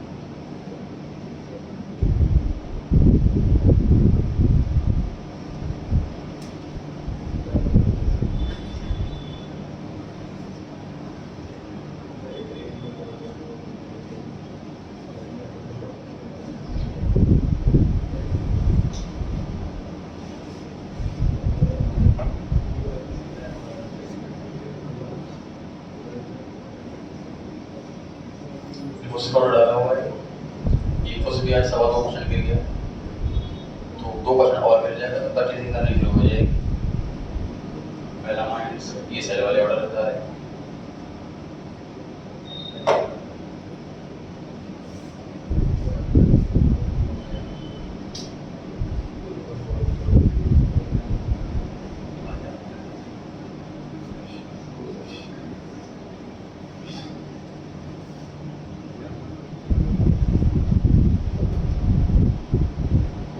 चलिए जितना करते हैं आज